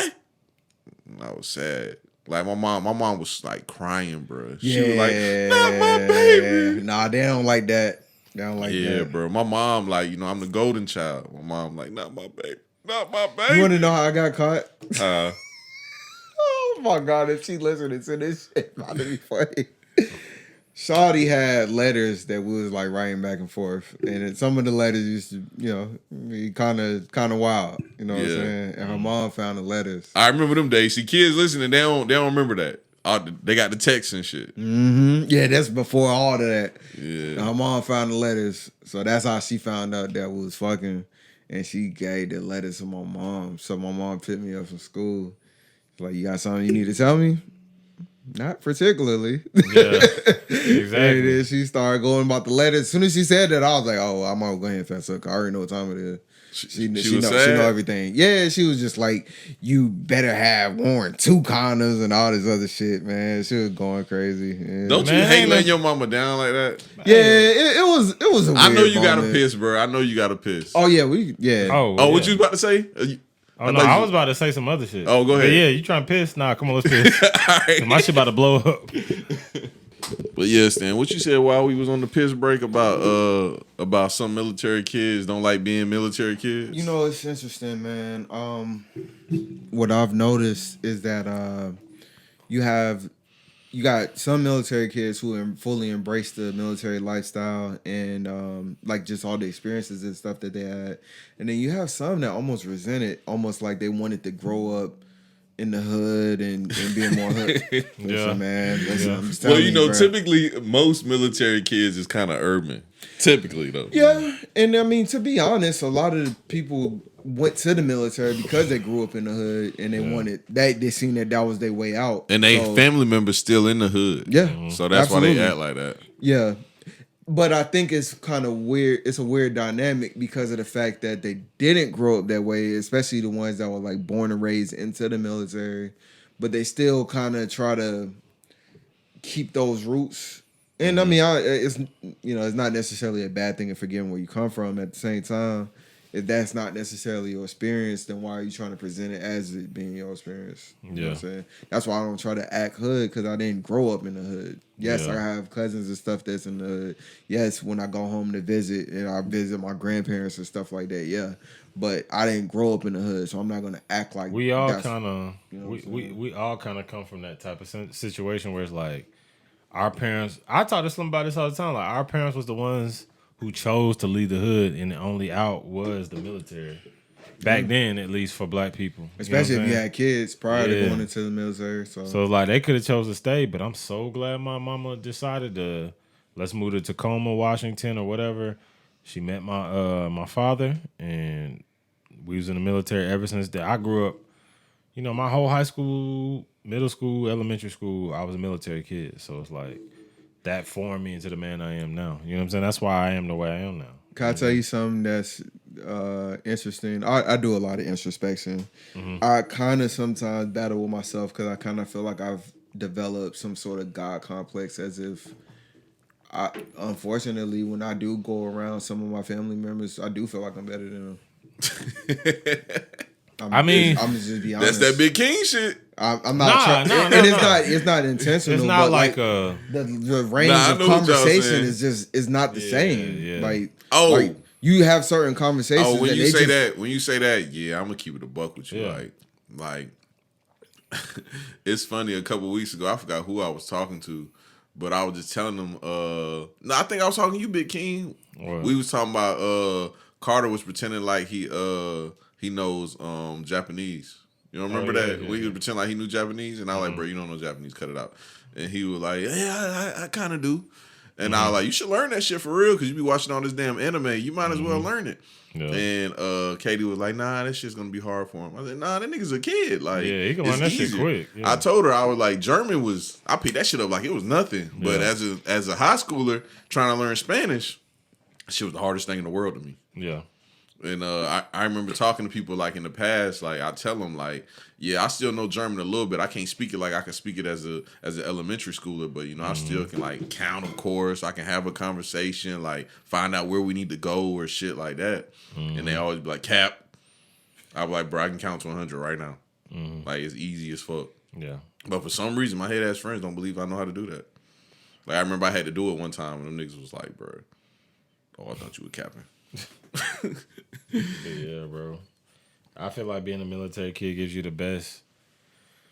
I feel like that's one thing about anybody in any country, dog. Like, we don't get to experience other cultures a lot, just people in general, because you always stay in your own bubble. But, like, that was the best thing about being in the military. Is like, dog, I remember going to, like, I remember living in Naples and going to the fish market. I remember, you know what I'm saying, talking to Italian people and, like, I don't even know that, like, I never forgot everything I knew. Best pizza you going to eat, too. Yeah, that's what I'm saying. Like, and ice cream. Yeah. And it's like pasta, everything, mozzarella, all that shit is just freshly made.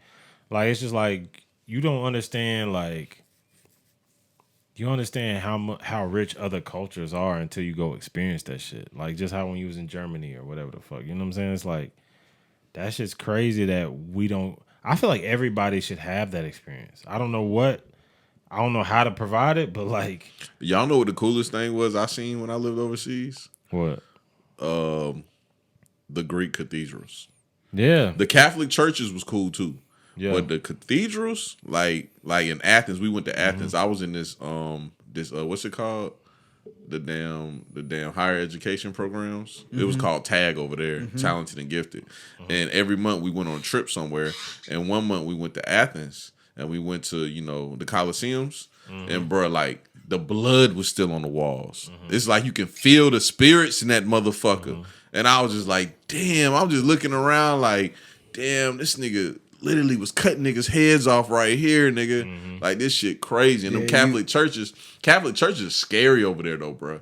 Cause like you just walk through them bitches. They so fucking old, bro. Like ain't no renovations. They just old. They do big on preservation over there. So yeah, I agree with you. But I think that's also the dope part about it because it's like you read these history books and all that, and then you go over there and you actually see these things in person. You standing in what you was reading in the history book. So these people, for them, it's like an urban legend or a myth, and for you, it's reality. You literally standing in it, like you said. You seeing the blood stains on the wall. It's like damn, like you can visualize a gladiator fucking slicing somebody's throat and the blood splattering against the wall, like you know what I'm saying. So that's a I can only imagine. Experience. I can only imagine how crazy Rome was back in the day. Oh my god. Oh, I can only too. Cause I've we went on this like little family trip before we left Italy.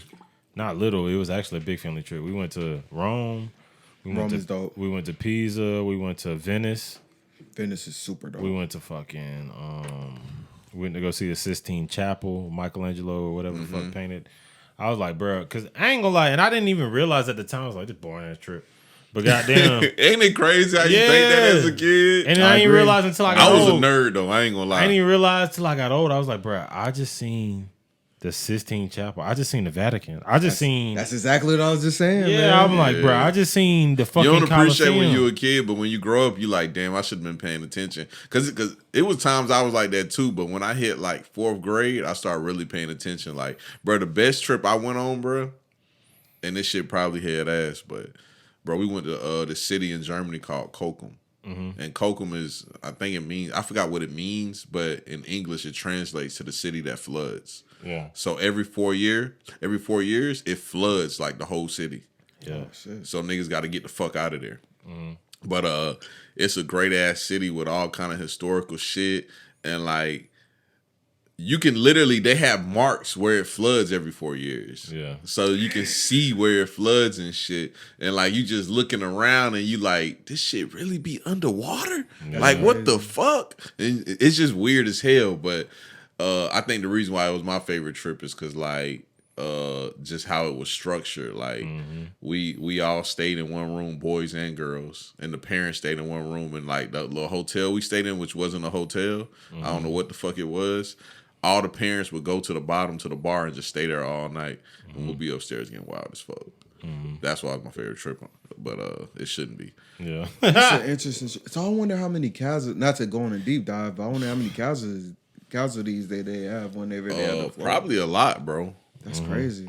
Yeah, I want to look it up too. I would imagine anybody from that town would know. Yeah, so they would know. Damn. Oh, this is that time of the year. Yeah, that's tough, right? Yeah. Like you thinking about it is like we gotta prepare. Oh yeah, they know. Flood. Yeah, so it's like I figured they would know, but probably like some of the cities in Florida where they like evacuate when they know hurricane season coming. Definitely, I always feel bad because I lived in Jacksonville for a while, and people, that shit, the floods.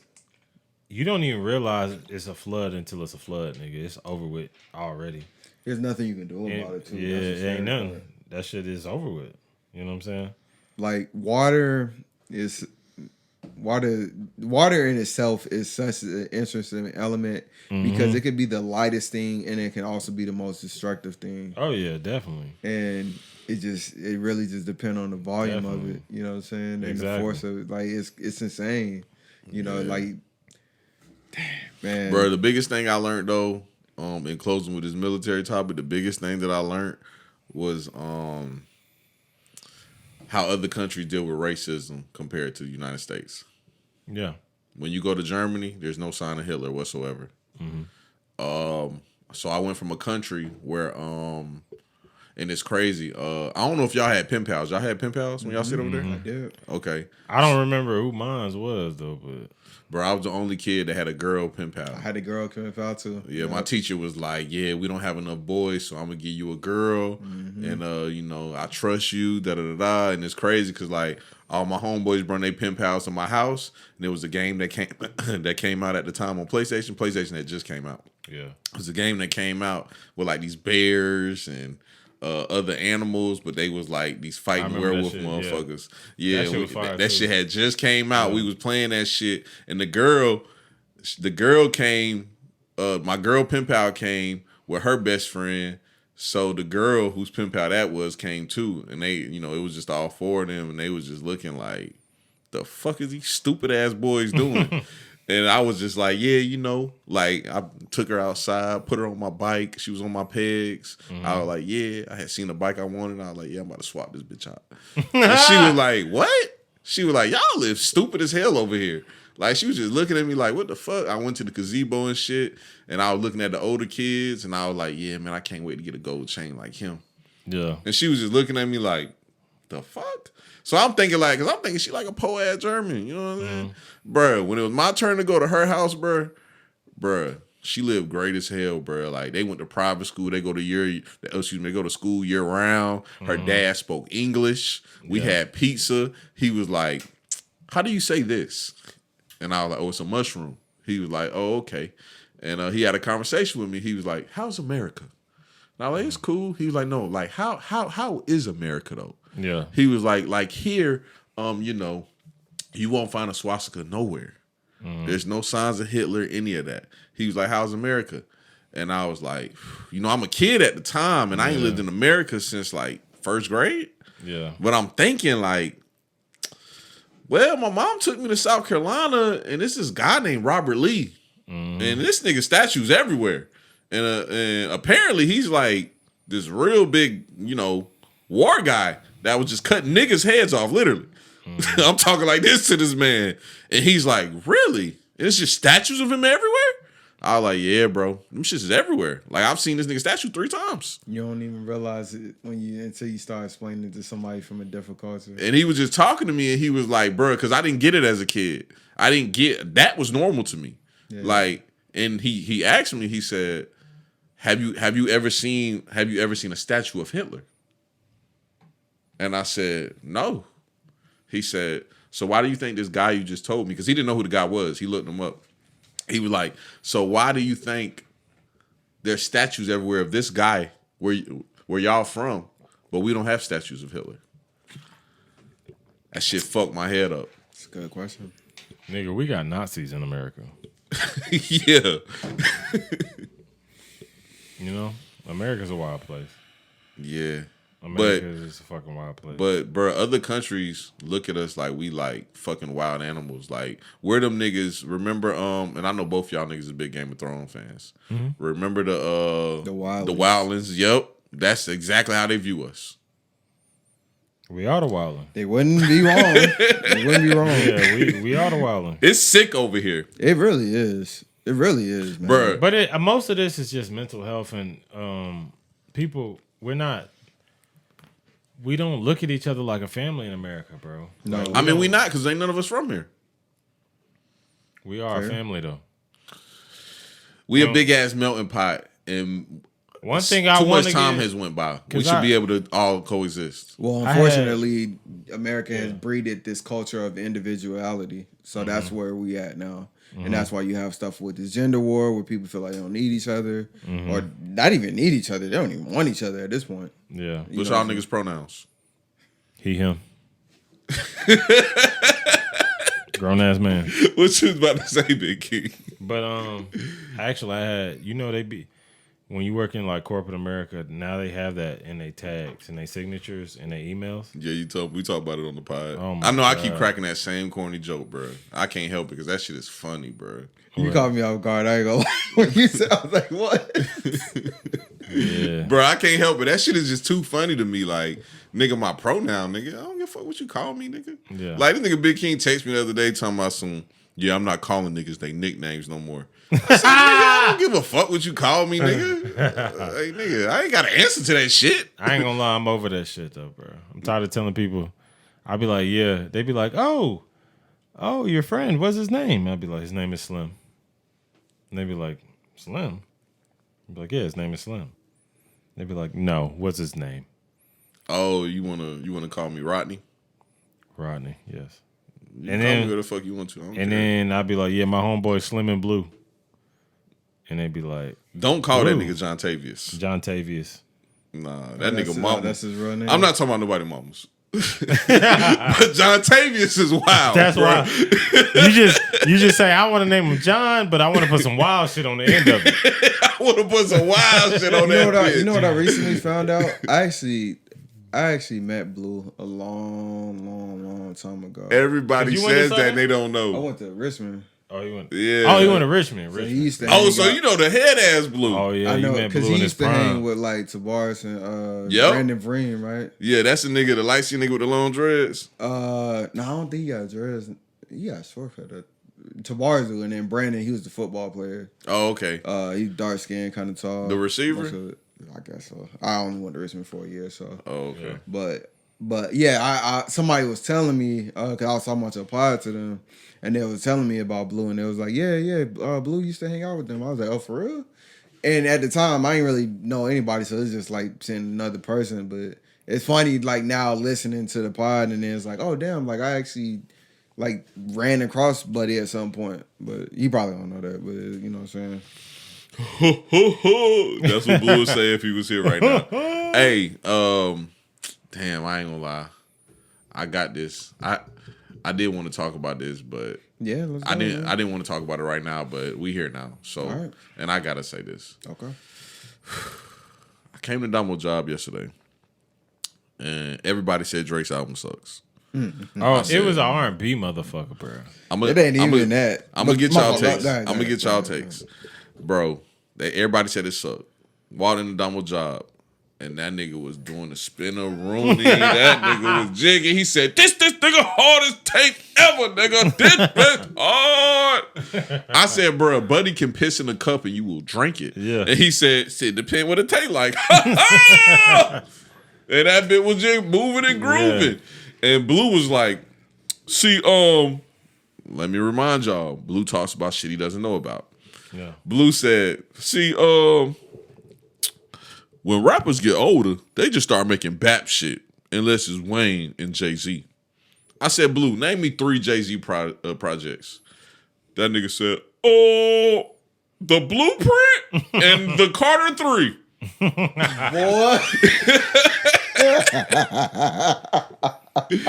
Me and Damo just looked at each other and said, "The Carter 3, huh?" He said, "The Carter 3. I said, "Oh, okay, bro, whatever." But anyway, Drake's project, I didn't listen to it. I'm not gonna cap y'all down. I'm not coming in here acting like Blue.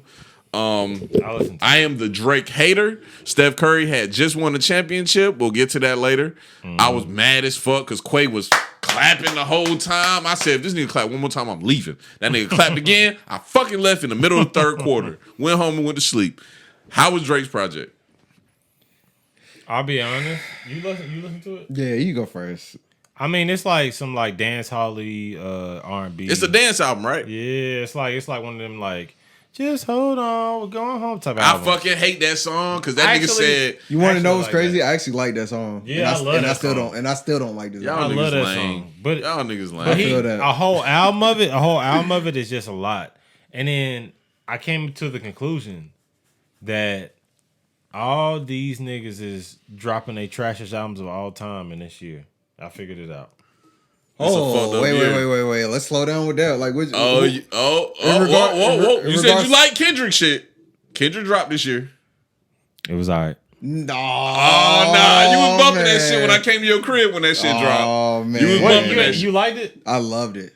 Absolutely loved it. So where you put it on his rank of I'm still trying to figure that out. Album. It's I see the thing is like I think it's top 2. Top 2? Between what? Good Kid, Mad City? Who? Every other album he drops To Pimp a Butterfly. That's my favorite one, bro. Okay, that's my favorite album. Okay, so we are because I get killed for that. Like a lot of people like To Pimp a Butterfly is your favorite. That's my favorite album, man. Like I don't know what to tell you, and I fucking hate that album. It's definitely for a niche demographic. But to be honest, that album is I went back and re-listened to all of that. Yeah, that album is fucking flawless, bro. Yeah, like it really is hard, bro. But the one I just feel like. Drake, I feel like he was waiting on the game. I feel like he was waiting on everybody to drop so he could figure out what he could do. You know what I'm saying? And he was like, oh, Kendrick dropped some mid, so I'm a goddamn. Woo! And I'm not saying it was some mid. No, you good. I'm not saying personally. But if that's his take and that's what he put out, I don't think it was some mid, but it was some KB. Yeah, I'm not saying it. I'm not saying personally. Some kind, bud. The Kendrick album was some mid. I respect people's opinion. You know what I'm saying? I ain't that kind of guy. I feel like Drake had this in the tuck the whole time. He had these tracks. Should have kept it tucked. And he just saw, ain't nobody. The only person that dropped a hard album this year probably was fucking Dirk and Future. I ain't gonna lie, that Dreamville mixtape joint they dropped was crazy. Yeah, the Dreamville. A lot of white boys love that shit too. That shit hard. I noticed. The Dreamville shit? Yeah, they love that shit. It brought me back to the 07 days, like the mixtape era. Yeah. I got a stick. I said, that shit hard. Gosh. That shit hard. Yeah. I mean, I'm a big Dreamville guy. I ain't gonna lie. I honestly, out of all three of them, Cole's been my go-to for the past Cole been killing 4 shit. years. Yeah. He been killing shit the last few years. Yeah, like Cole, he kills you heard everybody. My feelings by saying Mr. Morale was mid though. You heard my feelings. That shit mid, bro. You gotta be real though. You gotta be real. That like shit mid, I don't bro. put it. I put it how I have it. How I have it ranked. I got Pimp a Butterfly. I got Good Kid, Mad City. That's one. And then I got Damn. That's two. And then I got Mr. Morale. That's how I have them. Then put To Pimp a Butterfly, then put Mr. Morale. Then Section 80 at the last because that was his first project. I agree with that. Yeah. I like ADHD. Yeah, that's a good. A lot of people forget about that. That shit hard. Mm-hmm. It's hard, but ain't nobody know him. I ain't know the nigga till the week Good Kid, Mad City drop. I'm gonna keep it both with y'all niggas. Yeah, same here. I was in class. I was on Twitter. Everybody was like, "Oh my gosh, this is the best album I've ever heard in my life." It was, and I was like, "Who the fuck is this nigga?" Swimming pools came out. That's when we was in college. Yeah. And then after that, I was like, "Oh damn, I like this nigga." And then when he did that BET cypher, I was like, "Oh no, I fucks with this nigga." Oh yeah, like, that BET cypher was crazy. Yeah, so yeah, I remember Twitter because normally, goddamn, I'm used to scrolling through my Twitter and there's nothing but porn. And that day, it was goddamn Kendrick. Everybody was like, Kendrick this, Kendrick that, Kendrick. And I was like, what the fuck? Because it was Control right before that. Control set the internet on fire. Yeah. And I was like, oh, let me listen to this nigga. Niggas had feelings hurt off that Control. Oh, man. But Stan, how you feel about the Drake album? I'm going to tell you how I listened to it. I was like, they was like, yeah, Drake dropping a new album. I was like, okay, cool. I clicked on the album and I'm going to be honest, this is probably flagrant as fuck, but I'm not quote unquote Drake fan, so I don't really give a fuck. I literally turned the album on and I was like moving the little mark on Apple Music and just skimming like every 30 seconds just to hear what the music sound like.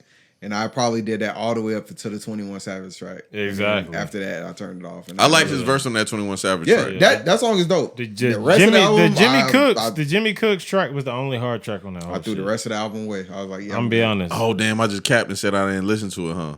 I only listened to the last two songs. I listened to the song before that because my little nigga TJ told me that was the best song, and that shit was super trash. You talking about what was it called? It's called like Insecurity, something like that, Liability or something like that. Liability. There you go. Is it called that? Yeah, I think that's what it's called. Yeah, you know I'm done. It's just another R&B track. It was a dance hall. Yeah, it's called Liability. It's a dance hall R&B album, and we should judge it as that. But Drake knew this was he knew this is a weak album year, and he knows where to drop his albums. Ain't Tyler dropping? Is Tyler dropping? I think Tyler's dropping. Tyler's, bro. I was gonna say last year he dropped CLB in it. Yeah. Definitely with some fire albums that dropped last year, and that album was not fire. He really but Drake really thought he put his time into that. Like he was like CLB is gonna be good. But like this one, he was just like, I'm gonna drop it because I feel like he dropped it because it's a weak album year. Fuck it, I'm gonna get killed for this. I think we are out of the golden era of Drake. Yeah, I think. We've been out of that. I think Drake has been on a decline. Almost every single album that he's been putting out. I don't care if people like to argue. Every time I say that, they're like, "Well, his numbers, he sells this much." I don't give a fuck. Quality wise, I feel like Drake peaked at Nothing Was the Same. And I feel like ever since then, every project that he dropped, it just gone. Nothing Was the Same was his best. That's my favorite project. one. Yeah. That's my favorite one. Nothing Was the Same was my favorite. Take Care was my favorite, but Nothing Was the Same. I wish I appreciated more because them niggas was getting on my nerves. And they kept playing it, so I was trying to hate it so bad, but that shit was so good. At that time, it's really at that dope. time, I didn't even like it. That was Drake at that time. Same. I felt the same way. Take Care was my favorite, and then as time went on, I was like, "Yo, this album is actually really good. Like he's doing a lot of good rapping on it." Spitting. And then from there, it literally just went downhill. Every single project he dropped, I just felt the production, the quality, is just the level of effort behind it. Hey, I got a confession for y'all niggas too. I was riding down the road today, and I was listening to the radio on accident, and a Drake song came on. I don't remember what song it was, but it was an old song. And that nigga Drake said something like, she don't even call me on my birthday. And I said, man, fuck them bitches. And then I got to thinking, I said, am I really relating to this nigga? Like, he just kept spitting, and I kept feeling that nigga. I kept feeling that nigga. I said, shit. His latest video? I was just about to bring that up. That he had with Tristan. That's how I know he losing it, bro. So this nigga latest video, bro. I didn't watch the video, but I just seen screenshots because you know I'm a hip hop blog fiend. Yeah. His latest video, he married 23 bitches. Mm-hmm. He married 23 bitches. I gotta stop saying bitches. I feel like I have a lot more listeners if I stop saying bitches. Yeah. I'm probably not gonna do that shit though. But 23 bitches and goddamn 23 young women. 23 young women. See, you just got a daughter, so you on your shit. I fuck with it. I'm about to have me one too. Knock on wood. Don't put that on myself. I'm pro woman. I'm a feminist. Nah, that shit you went through, I ain't never trying to go through that. but 23 young women. Best man was Tristan Thompson. Yeah. That whole shit, you know I hate this word, Big King. That whole shit screamed toxic. I was about to say that's the best man. He should have had all the most toxic niggas he knew. He should have had Future. Yeah. He should have set that bitch off, nigga. Yeah, he should have had all the toxic niggas, bro. Who else he should have had on there? Kevin Samuels, if he was still alive, he should have had Ack on that bitch. Yeah. Hey, niggas don't know. I do Big think Ack's some bullshit. I think Drake would have had Kevin Samuels on something if he was still alive, to be honest. I think Kevin Samuels actually would have been on a lot of rappers shit as time was going on. I mean, he was on T.I.P. podcast. He was on Future's video. He was on the Atlanta episode. Yeah. It's because what he stand for. But if you want to go all the way toxic, but see, shit like that be making me think too, like, you know, I hate that word toxic, but it's like, damn, that is toxic masculinity. Like, niggas be in they toxic bags, nigga. So what do you think is toxic? I was about to say let's go with that first because I want to get into toxic masculinity. All right, about the video, what was toxic about it? All right, so first off, ain't nothing toxic about masculinity. That's some head ass shit. Yeah, but let's really talk about this shit now. What's toxic about the video? You marrying 23 women. You're really showing your hand here. Mm-hmm. Like, bruh, let's all be honest here. Polygamy is dead, bruh. I don't know why niggas keep bringing up the ideal or the concept of polygamy, but niggas keep doing this shit. There's nothing wrong with monogamy. I don't know where niggas get this from. Like, it's supposed to be cool to have all these girls. Most niggas is too broke to have all these girls anyway. And a nigga like Drake, you just make yourself look hurt like you can't keep a woman. And if you can't keep a woman, it gotta be you, bro. Mm-hmm. Like, we've never seen you in a serious relationship. Mm-hmm. And I know you try to hide the world from your personal life, but it's like, bro, we would have seen if you was in a serious relationship, bro. Mm-hmm. So it's like, it gotta be you, bro. Like, at first, I think the closest one it seemed like it was going that direction was Rihanna. Yeah. And even then, Rihanna and Serena Williams. Yeah. Them was the only two. And those weren't that long. Nah. To be honest. And like then you have a baby with a soft porn star. Mm-hmm. But I feel like a lot of people be having like personal trauma. Yeah. You know? I think that's what's going on with him. But he speaks about that a lot though. He does speak about that, especially the dynamic between him and his mom and his dad. How y'all feel about the fake Drake? Fake Drake? What you mean? Like, the nigga get it's money not off a the team, shows, man. Yeah, fake Drake. Nigga always doing OVO team. Yeah, I fuck with him. Absolutely He getting his bread, not. man. Absolutely not. You said you don't fuck with him, Stan? No. Nah, I fuck with Perkio too. I can't listen to that shit. Nah, bro. not Perkio. I fuck with Perkio too. Perkio look like he kind of sick and shit.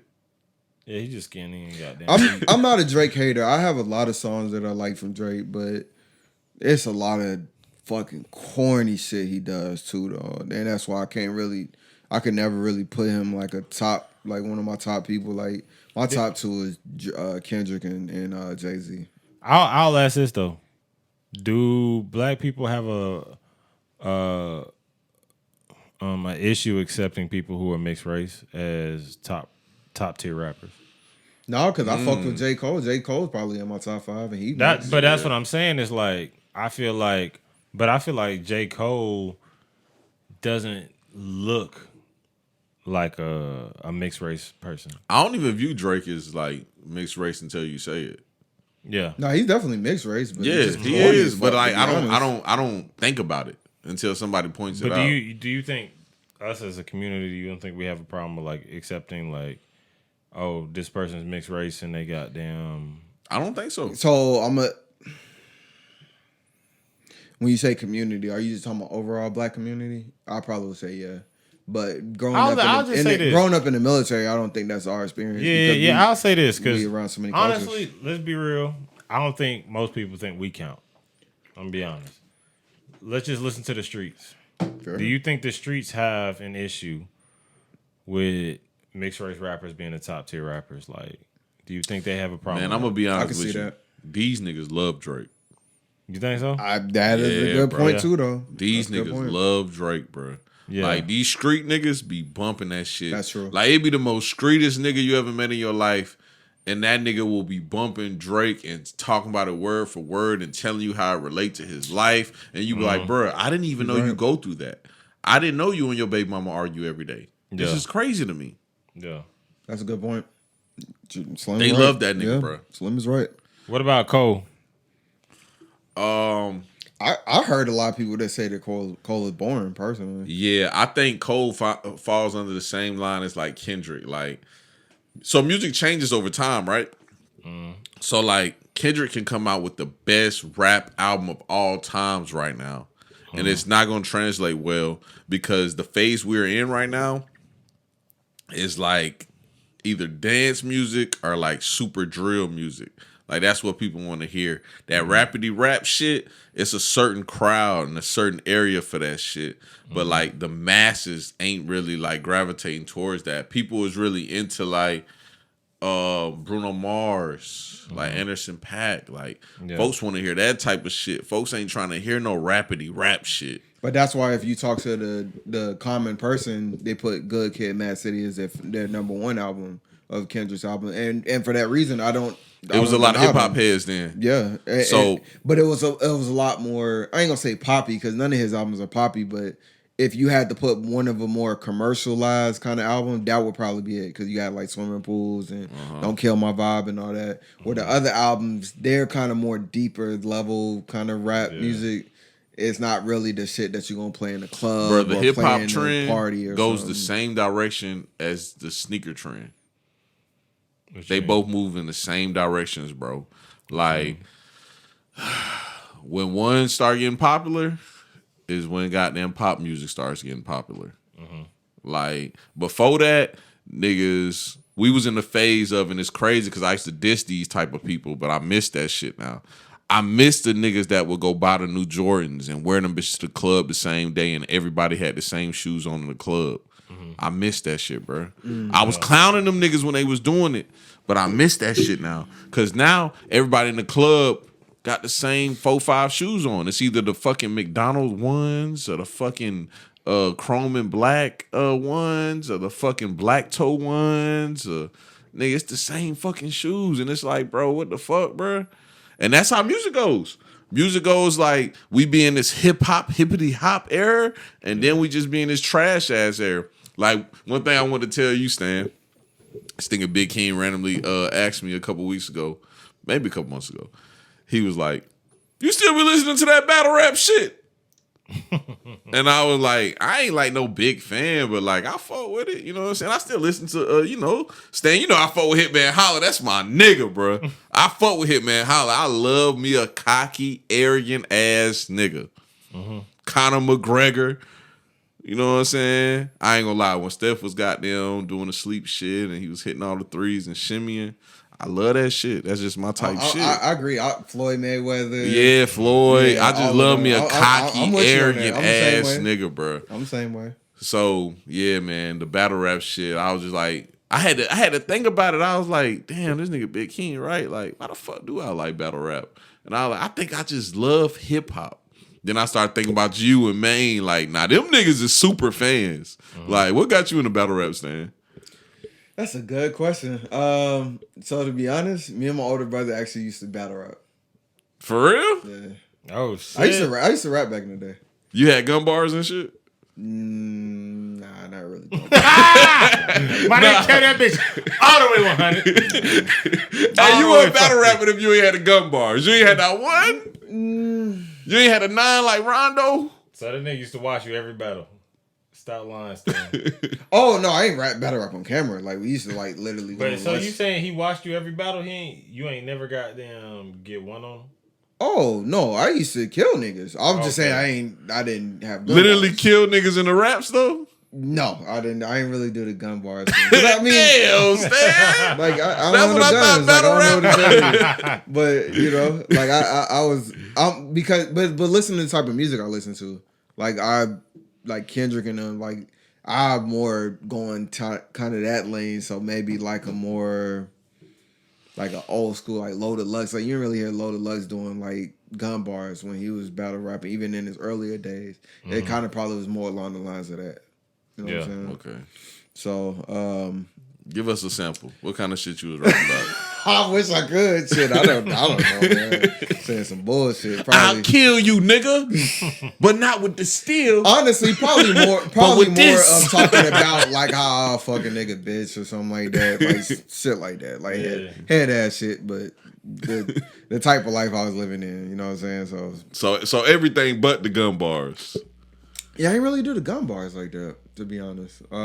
Slim be doing the I gun don't know if my brother did. Now, if I try to think about listening to my brother, because we was like watching like 8 Mile and shit. They didn't really have a lot of gun bars on that either. Like, yeah, you know what I'm saying? So we kind of adapted our styles. So this was before URL. Yeah. I had no idea what URL was back before then. Enes and all. Yeah, no, this is middle school. Like I used, yeah. So like. This is like 8 Mile, like listening to Eminem and them and how they did it. So it was kind of more along the lines of that. You know what I'm saying? So what? That nigga fucked my girl. Y'all niggas gotta admit now, that shit was lame as hell, nigga. I would have booed that nigga. I would have been like, bro, that nigga fucked your bitch. Get the fuck out of here, nigga. Get your lame white ass. Get out of here, nigga. Nah. I'm trying to think. I'm sitting here trying to think, did I ever do gun bars like that? I don't think I did, man. You know Slim do the gun bars. I do like hearing it though. Like I'll fuck you up. I can't necessarily relate, but I definitely like hearing it though. Like I bring the heat in Miami. That's a nasty bar. I bring the heat to Miami. I bring the heat to Miami. That is a nasty bar, boy. I got 6 pistols on me like LeBron. You get it? Niggas be saying whatever, boy. I got 6 pistols like LeBron. Remember LeBron? He used to be I don't get that shit. He came to Miami. No, I don't get none of that shit. Oh, okay. But to answer your question, how did I get into this? You talking about this? I'm assuming this era of battle rap. It was when I moved to Augusta. My homeboy was at his crib, and they from New York. And they actually had a Smack DVD at the crib. And the one that they had threw on was the one with Math Battle, Iron Solomon. They was in some like little shop or whatever. And I was just like, what the fuck? Because at the time, all I knew of battle rap was freestyling. Yeah. I didn't know that niggas was like writing down and remembering their bars and stuff. Mm-hmm. So when I watched Mavs versus Iron Solomon, I was like, how the fuck are these niggas coming up with this shit off the top of their head? Mm-hmm. Like, I was like, I don't understand like these intricate ass schemes and shit that they doing. How are you thinking of this in real time? And then as I was watching more and more, I kind of learned that that's not how battle rap is now. Mm-hmm. But like 106 and Park and all that stuff, it was like the freestyle shit. Like, it's like that's all I knew of battle rap. But so after I seen that, I kind of went on YouTube and then I started researching like Enes. Matter of fact, he brought up Enes. So Enes, what that nigga on goddamn the band? Yeah, but see, I was overseas, so at the time he been battle rapping. I didn't know that. Yeah, he been battle rapping. Yeah, he's a battle rapper. Yeah. You would know. I fuck with battle rap, bro. Battle rap ain't like it was though. You ain't, man. Like when I was living in Augusta and we used to watch it and shit, I feel like it was better then. It's kind of y'all niggas had like a close knit community too. Like all y'all niggas that fuck with battle rap. Cause I used to be laughing at Maine. Like me and Maine would be in the studio. We just crunk out like 3 podcasts, and it'll be like 12. We both trying to edit, and that nigga Maine would be like, man, damn, such and such just dropped. Fucking Summer Madness. What the fuck? It's true. That's what it's called, Summer Madness. Yeah, I'm that's the same like way. That's like the WrestleMania of battle rap.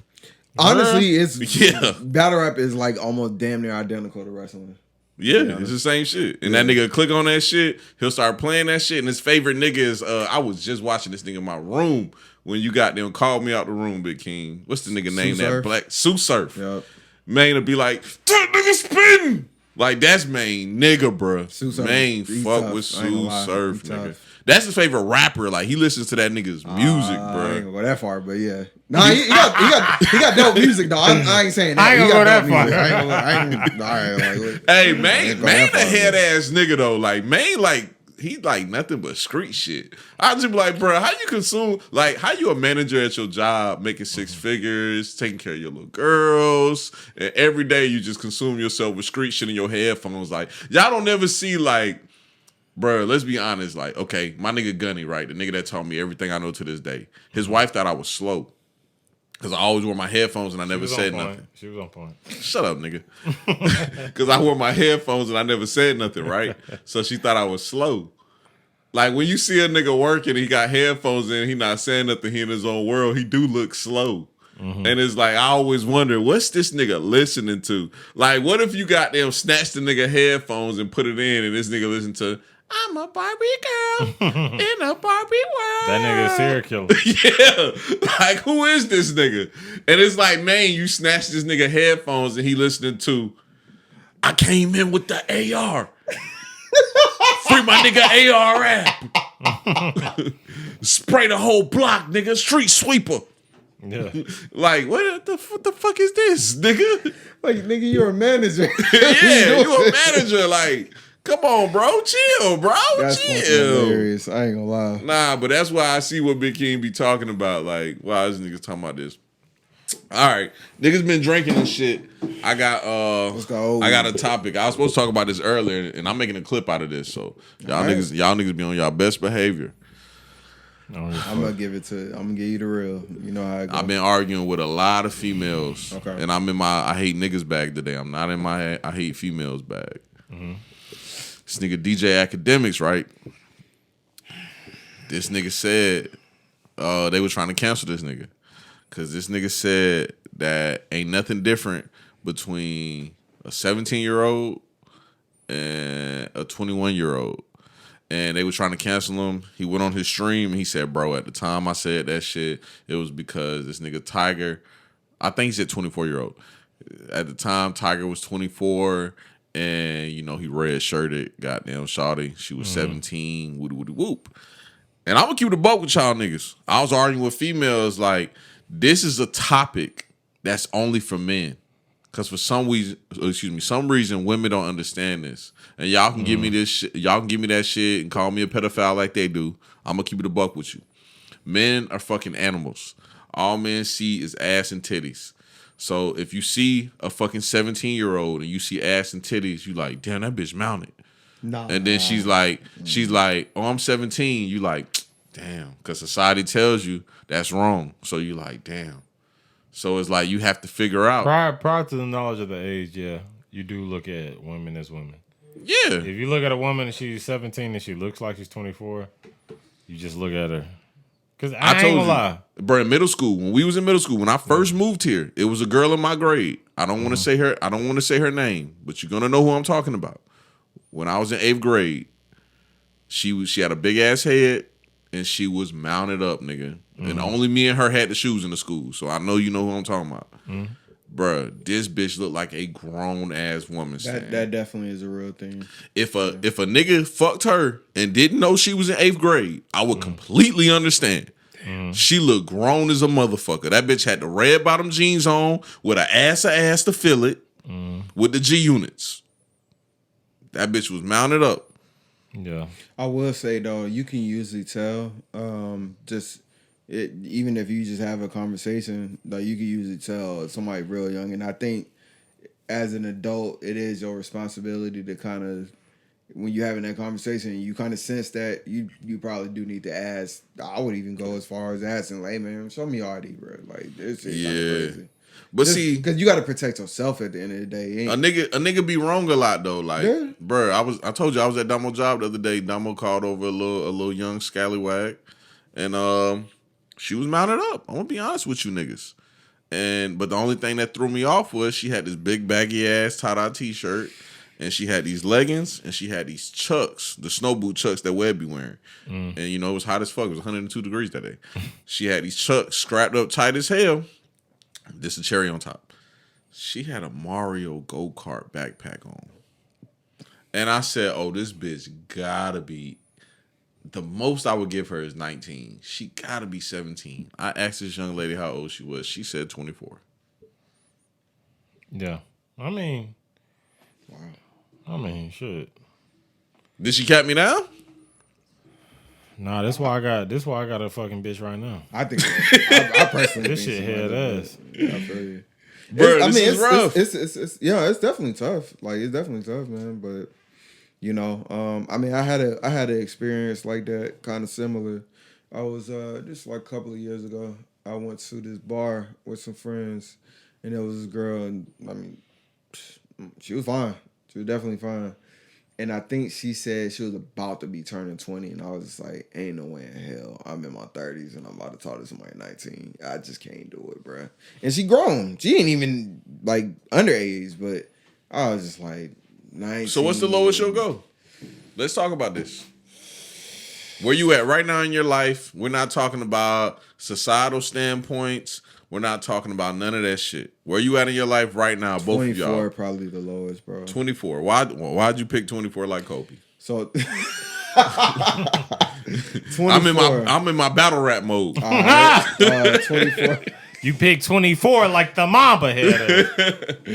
Because you want a Mamba. You want a mom hurt. Get it? Mom hurt Mamba.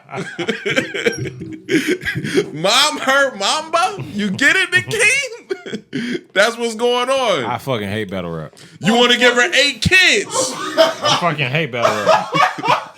Mom hurt. That is fucking insane, bro. Yes, bro. Bars, nigga. Bars, nigga. Bars.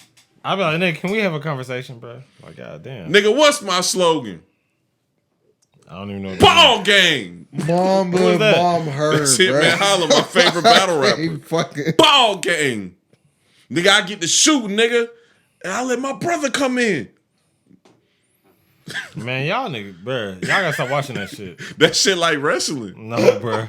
Bro, I love watching wrestling. that shit. That shit is fire. I'm watching that shit. oh shit. Why? Next time man get on the pod, I'm a grill him about that shit. Nah, let me get Bro, he myself, gonna give you let me that get shit. myself No, he together. not. I hate when he like get in his serious mode and just you know, you just wouldn't understand. I hate when he do that shit. That shit's annoying as hell. But that's what he's gonna do. No, he's not.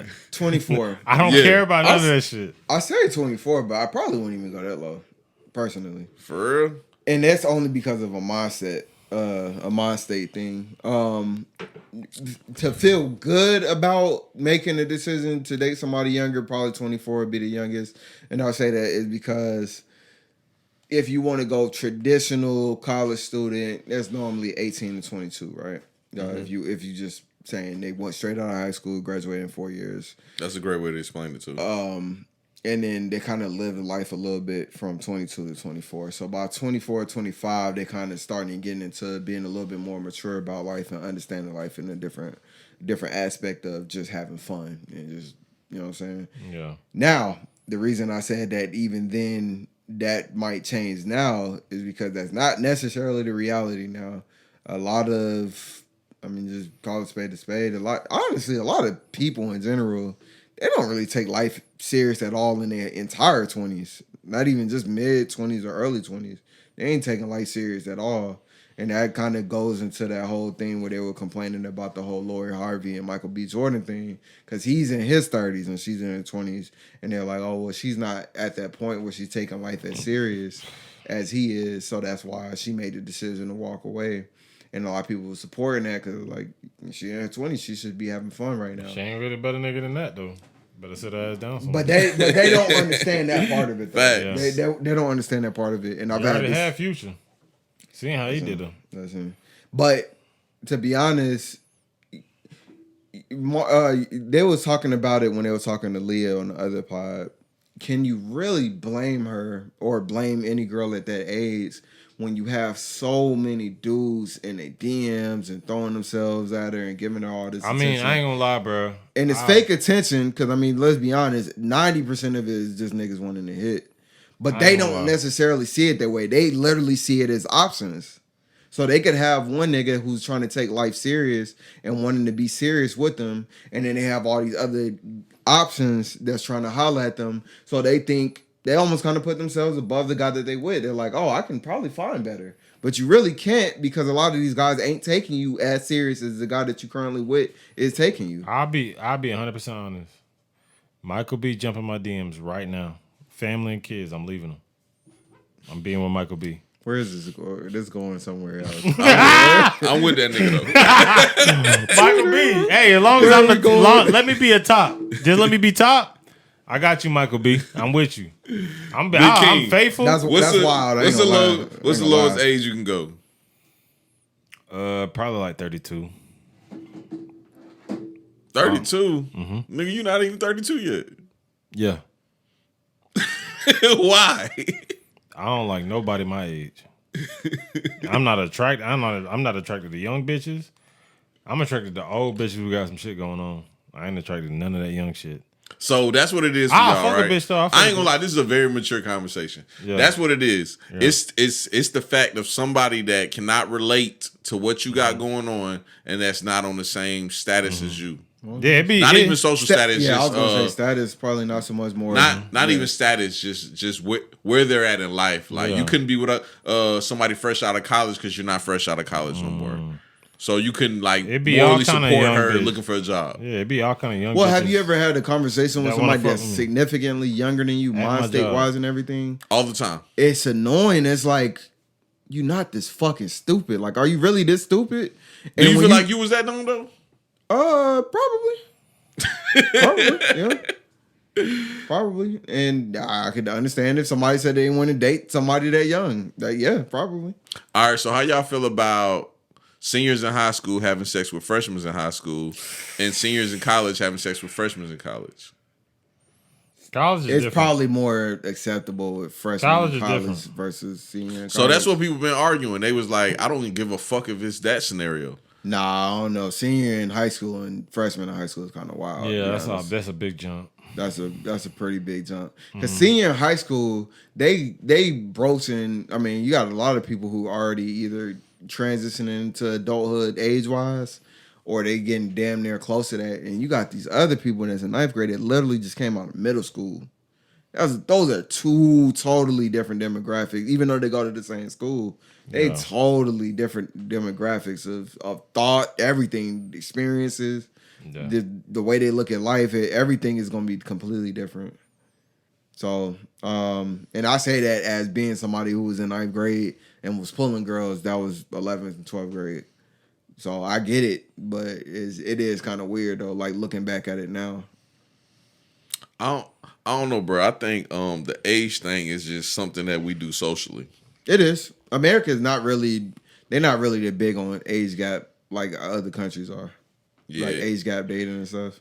Like they normalize that in other countries, whereas like a young girl will get with somebody that's 30, 40, 50 years old and live like fulfilling lives. They don't really do that here. Yeah. I was asked where would I put the age at, and I was like, I really don't know. Like maybe. Honestly, me personally, I would just put it at 18 and leave it at 18. And by 18, I mean, if you're in high school having sex with a high schooler, it's whatever. I don't give a fuck. If you're out of high school having sex with high schoolers, no, that's illegal. That's where I would put it at. Me growing up in a household with a freaky ass sister is no stopping what they gonna do. So it's like at the end of the day, she was, 17, 18, 16, fucking 40-year-old niggas. So and that's where the loopholes is at. The loopholes is at, does he know this and how does he feel about this? Yeah. Like, so honestly, I think the age is where it's at simply for the fact of us trying to pander to women and we putting this manipulation into the game. So we're thinking that like, hey, if this woman is this age, it's easier for her to be manipulated. And let's be honest, if she's 21 and he's 21, that nigga's still gonna try to manipulate her. Mm-hmm. So it's like, what's going on? Why are we putting this into that? Because if you ask somebody that studies law, that's what they're gonna tell you. They're gonna tell you because we feel like if someone is 17 and this person is 21, they're manipulating this person. Mm-hmm. And it's like, bro, why was there so many pimps in the fucking 60s? Yeah. You know what I'm saying? Mm-hmm. Like they're still gonna manipulate you. Like, where do we draw the line at? Ain't no line to be drawn. I mean, when it comes to stuff like that, unfortunately, the only place to draw the line is where the law is. So if you in your respective state and the law is the legal age of consent is this age, that's where you have to kind of draw the line at. So it really just depends. Academics are scumbag anyways. Yeah. Hold on though. Fuck act. Nah, fuck. Do y'all really fuck act? Do y'all judge niggas that red shirt bitches? Yes. What is red shirting again? Red shirting is like when a girl like 17, like in Tiger's situation, he met her when she was like 17 and was like, whoa, she gonna be hot. Nah, that's and he just hung around till she was 18, and when she turned 18, I can't rock. He went ahead for the kill. Yeah. Nah, I can't do it, bro. I can't rock. Oh, so y'all judge niggas that red shirt? That's I'm not it's saying weird. that. I ain't gonna lie. I'm just saying act is weird and creepy. Not even just act. I mean, you said Tiger too. That shit is weird. That shit. Bro, I got a friend, bro. We went to a high school game one time to see one of our friends. We was in college to see one of our friends' brothers play, and he was in there scouting. And I was like, I can't rock with that. I was like, bro, that's disgusting. I was mad as hell. And he was like, hey Slim, you know how I be like GS12, GS13, GS14? He was like, this is them. I'm just catching them early. Let me tell you another reason why I asked this, and I think that is weird, and probably even more now. With sexual liberation being the way that it is, it's probably. I know they say that guys are getting less sex now than they ever have, but it almost seems like it should be easier to get sex now because there's way more women who are on board they're on board with casual sex now. So why would you feel the need to do that if you could literally? I mean, you have so many other women to choose from where you could literally just get sex and just call it a day. You ain't got good in a relationship with them. I completely that's agree. what I think. You know, that's kind of where I'm at with it. Stan, you ain't ever answered me at the beginning too about like how you feel about the whole sexual thing. Because last pod we did, you were saying like, nah, I'm not fucking with the sex thing until like I get my shit together. Yeah, same. Oh, you still feeling the same? Mm-hmm. You still been on the same thing? Mm-hmm. Bro, this nigga, Big King, you gotta step it up, bro. My nigga don't even have sex, bro. Nope. I be jacking off, so. What? So, do you jack off, Stan? I not nowhere near as much as I used to. Yeah, you got some work to do, Big King. I be turning up. For real. Turning up and jacking off is insane, bro. What the fuck is that? What does that wild. even mean? Hey, sounds my wild. nigga drunk too. He basically telling me like, bro, in this fucking pod, I'm drunk as hell. I'm drunk too, Big King. Nah, I be turning up. I'm just saying, I be jacking off. Like, what the fuck I'm supposed to say? You want me to cap you down? Like, I'm not blue, nigga. I jack off. I be jacking my dick. It's just that you said turning How up. When you often? say I'm How turning up. often? Huh? How often? I ain't gonna. It's a lot less now. Now that I done had the baby and shit. But before the baby, nigga, at least like 3-4 times a week. That's not a lot, nigga. For me, yeah. Nigga, Damo told me and Cook told me the same thing. Every morning they wake up, they jack that bitch. That's a lot though, bro. That's a like lot. I got shit to do. When you ain't got much going on, it's like, yeah, you can jack that motherfucker. But like Jesus Christ. when you got, I be finding my little window, my 30-minute window, where like I ain't doing nothing. I ain't gotta help Carter with his homework. I got off work or something like that. I ain't, you know what I'm saying? Yeah. And I find that little 30-minute window. I put on a little goddamn bitch popping that ass, and I goddamn, get one off. And I go back to my normal life, and I try to pretend that I'm good. You know what I'm saying? Pretend like you good? Yeah. Do you still have a guilty conscience about jacking off? Nah, I do want to hit other bitches though. I will say that. Oh, yeah? Oh my gosh. Yeah. On God. This nigga be volunteering the information. Pass me the bottle, bro. Please. I'll be honest though, bro. I do. Thank you. And I What- feel what like makes I you feel feel like like I'm that? the type nigga. I'm the type nigga that just needs a side bitch. You know what's funny? Stan, I'm not judging him. Yeah. 'Cause Oh, I I'm thought not judging either. I thought the same thing this morning. I'm just I curious. said, bro, I really need 2 girlfriends. Like my bitch, her family came in town. They've been in town all Don't week. tell too much information. Go ahead. I don't give a fuck. Go It's ahead. me, bro. Go ahead. I don't give a fuck. But my girl family came in town, right? Mm-hmm. We ain't talked the whole week. I ain't seen her. Girls love their family. Yeah. I ain't seen her. I just done got my ass up. I done went to work. I paid them bills, and that was it. Yeah.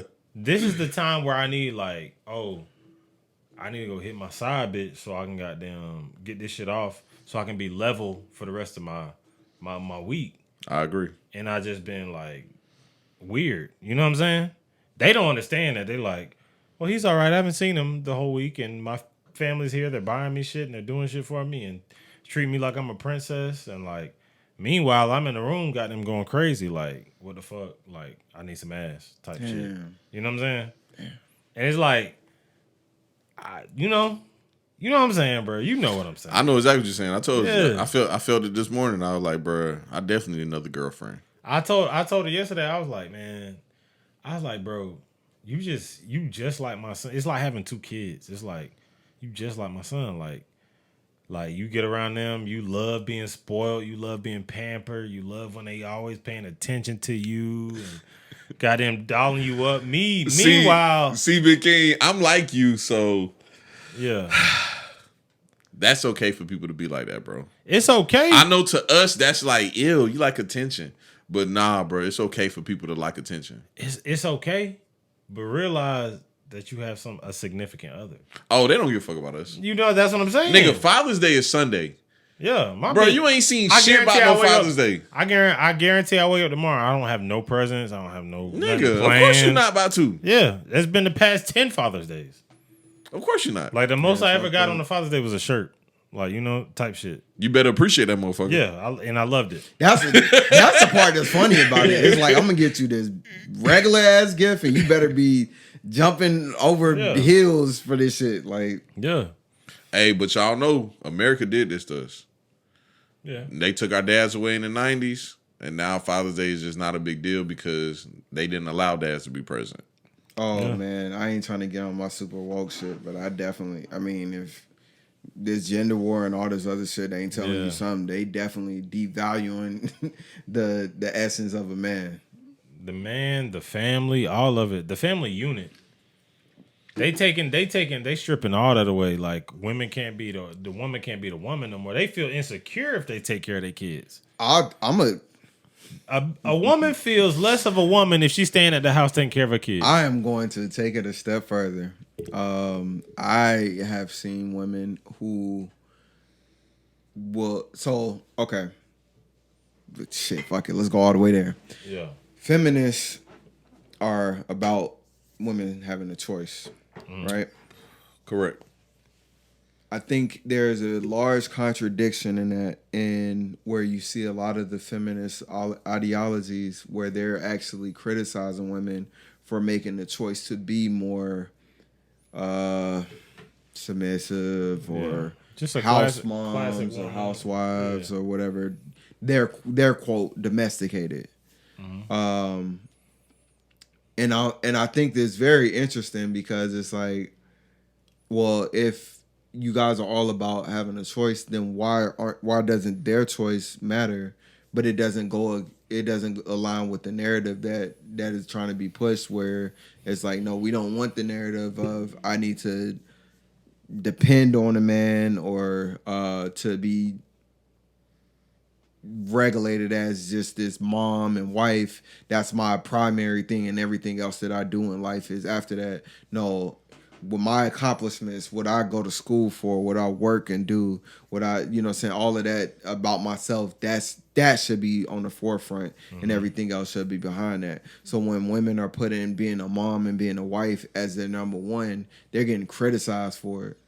And even if they not like trying to push that onto other women, they still get criticized for it. They're like, oh my God, she probably still getting cheated on. Like, how many times have you seen that? Like, she probably still getting cheated on, so it don't matter.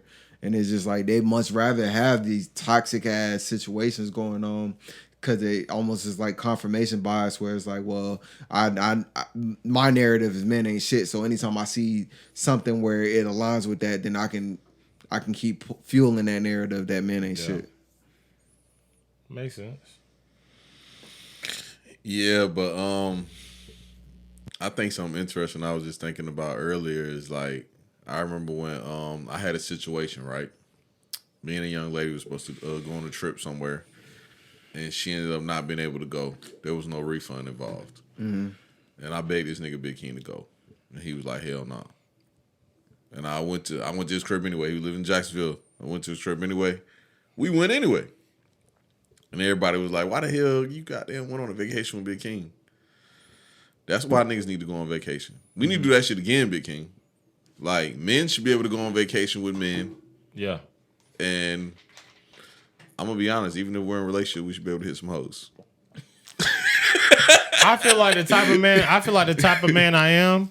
I feel Stay like laugh and try to get it right. I feel like my girl should let me hit other hoes, bro. Yeah, bro. I'm sorry, dog. Yeah.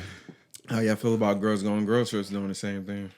Nigga, she gotta earn that right. Yeah, like earn it how? Pay some bills. Pay the bills. You know what I'm saying? Not like, bro, don't get me wrong. Taking care of the kids, taking care of the home is a lot. I get it. But no. So let me ask you a question then. What you saying that do you want a woman that's on the same level as you as far as like how they provide and like bring resources into the household? That's your question, Big King. Yes. 100%. 100,000,000%. Yes. So let me ask you another question then. If that's the case, do you want shared responsibility, shared decision making and all that stuff? Of course. I would love if my bitch came up with a good idea. I would love that. What, you got a good idea? So whose idea was it to move to Jacksonville? Hers. But here's the thing. I implemented it. She said, I want to be closer to my friends. We up here by all your friends. I don't ever get to see my friends. I said, okay, we'll uproot. I went out there. Oh, you was a young ass sugar daddy. So let's explore this a little bit more then. What happens when y'all both have y'all own ideas of how y'all want something done, but they don't align with each other? Then hopefully, I would look. I want to see her Super Saiyan 5. I want to see her like that. But if she has a decision that she wants to make and your decision doesn't align with that, then how would you handle that? It depends on if... That's interesting. It depends on if the decision is what's best for the family. Because I ain't never made a decision in my life. Who makes that determination? Because she might feel like whatever she's deciding is best for the family. And you might have a different... now, if it's more fiscally better for her, It depends on what it is. If it's if it's fiscally responsible for us, it's money involved, it's this involved and that involved, and it's not just career aspirations on I'm gonna uproot my family just so I can go out here and test the waters. No, I gotta know the bread is there. I gotta know everything's lined up because we have a family. So at the end of the day, I don't ever feel like she would even get to that point because Katie's just a weirdo. But I feel like I've always said this, bro. I want somebody who can help me make decisions. I want somebody we can be on the equal playing field and we laying out the battle map and figuring out what we gonna do. But you do understand that that's a double-edged sword. It is because I don't care. But the thing is, I don't care about having a strong woman. I don't give a shit about that. I don't care about a woman with equal say. I don't care about a woman with the more pay than I get or whatever. I don't care about that shit. You know what I'm saying? At the end of the day, nigga, what? Like, let's just say we get to the point I'm making $250,000 a year and she making $500,000 a year. She can leave me. I don't give a fuck. Go ahead, take your $500,000. I got my $250,000. I'm straight. I really don't give a fuck. At that point, it's about building a legacy and a family together. It's not about like who's winning and who's. And I feel like we getting too much of a tug of war nowadays. I agree with that. You know what I'm saying? Right. Mm-hmm. I agree with that. We getting too much of a tug of war of like who's making more, who's the more dominant person, who wears the pants. Nigga, the family is the pants. We all in the pants. Like, ain't no pants, nigga. You know what I'm saying? It's like that nigga said the pants. Yeah, like who wears the pants in a relationship, like type shit. I like, do think. Okay, I kind of disagree with that think? a little bit, but because it really depends on the partner that you have. But I do think that there should be somebody who probably is like I think that, and I mean that might come from me being in management for so long, understanding that hierarchy works and having a certain level. If everybody has the same level of input and responsibility, then it can kind of create anarchy, because if you're gonna have a difference of opinions, then whose opinion weighs more? You know what I'm saying? So that's interesting, because everybody at Domo Jobs is managers. How does that work? Like it doesn't work like that. It don't work. And that's why I actually agree with the hierarchy system. And if I don't know, like I've seen situations where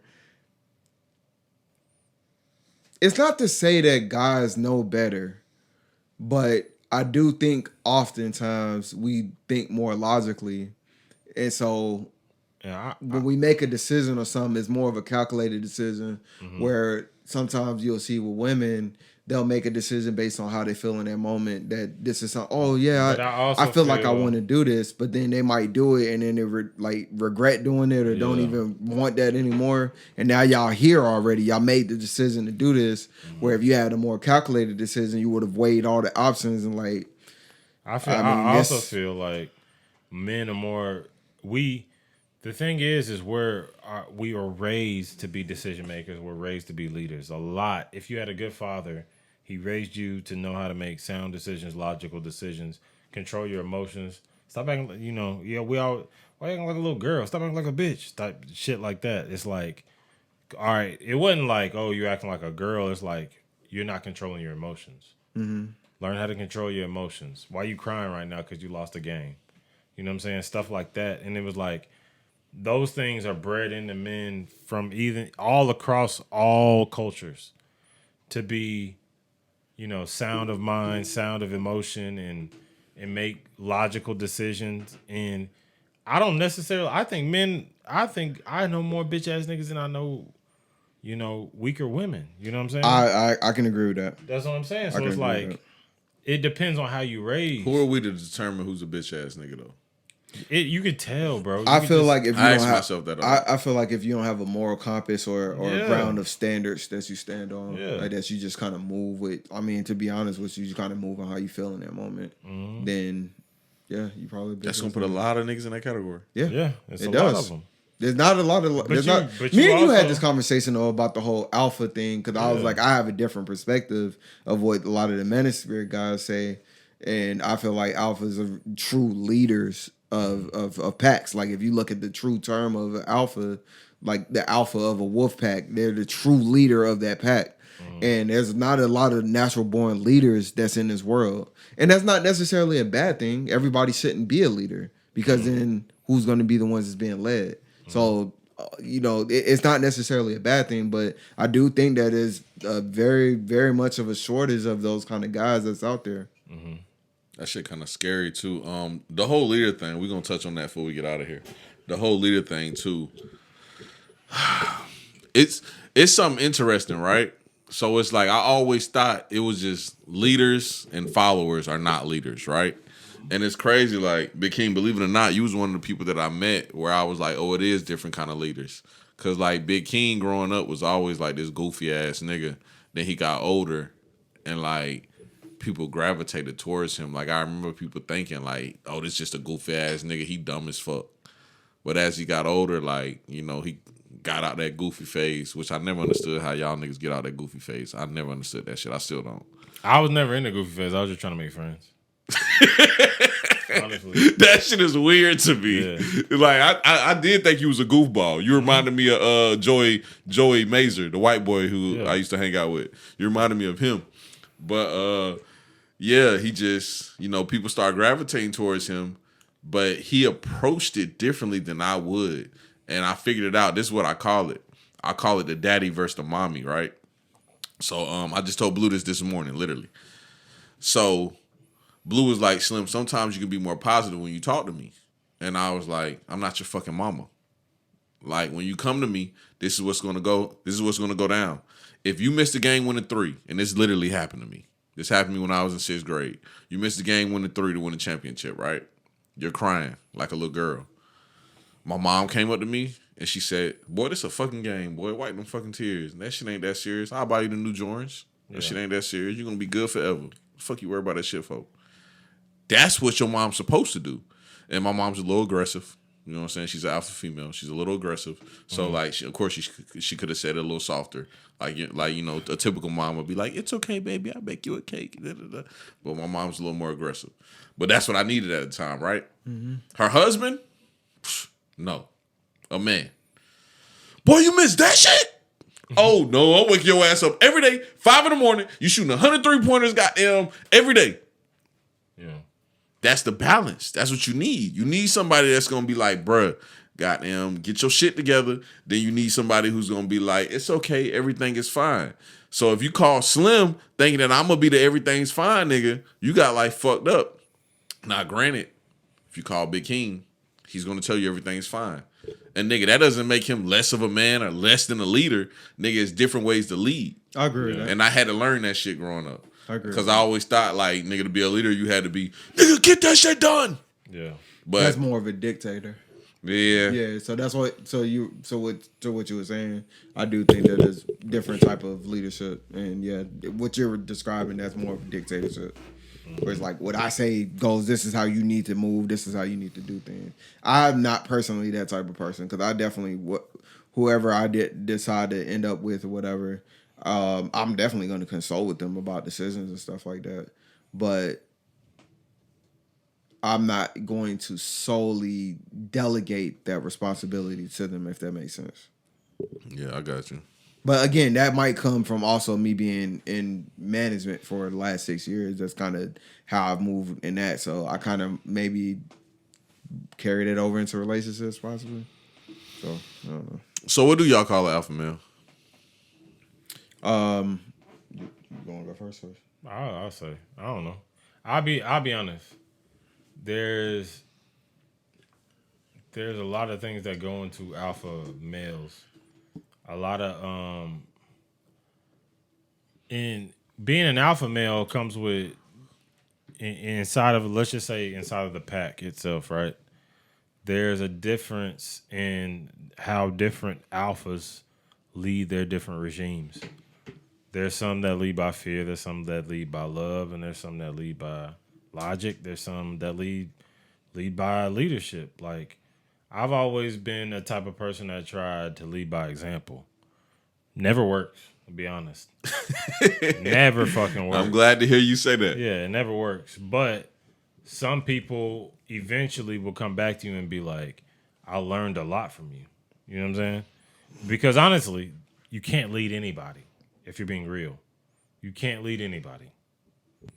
Like, you think you're leading them. Oh, I agree. You can't lead anybody. Everybody is their own thing. Big King, my favorite period in our lives was when all my head ass friends was in jail and I had nobody left, or niggas went to the military, or niggas figured some shit out in life. Yeah. And I was hanging out with you and Webb and Face, and you were the leader, and I got to just chill and just laugh. Yeah. And just watch you fail. Yeah. That was my favorite time Trying in to life. teach niggas how to be human. Yeah. And That it's was my just favorite time in life. I was like, damn, y'all niggas don't know the basics of life. Like, nigga, you gotta wake up and go to work. Like, you know, I was just trying to lead by example. It didn't work, but eventually Face saw, like, you know, nigga, we call and text all the time, still to this day, and he'd be like, damn, bro, like, I ain't realized like how good of a person you were, like how good of a friend you were, and all the shit you was doing for us and all this other stuff.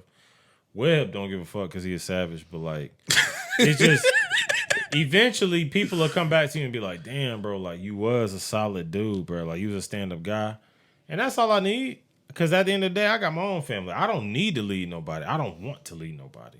I don't want nobody thinking, hey, let me be like Big King. No, do your shit.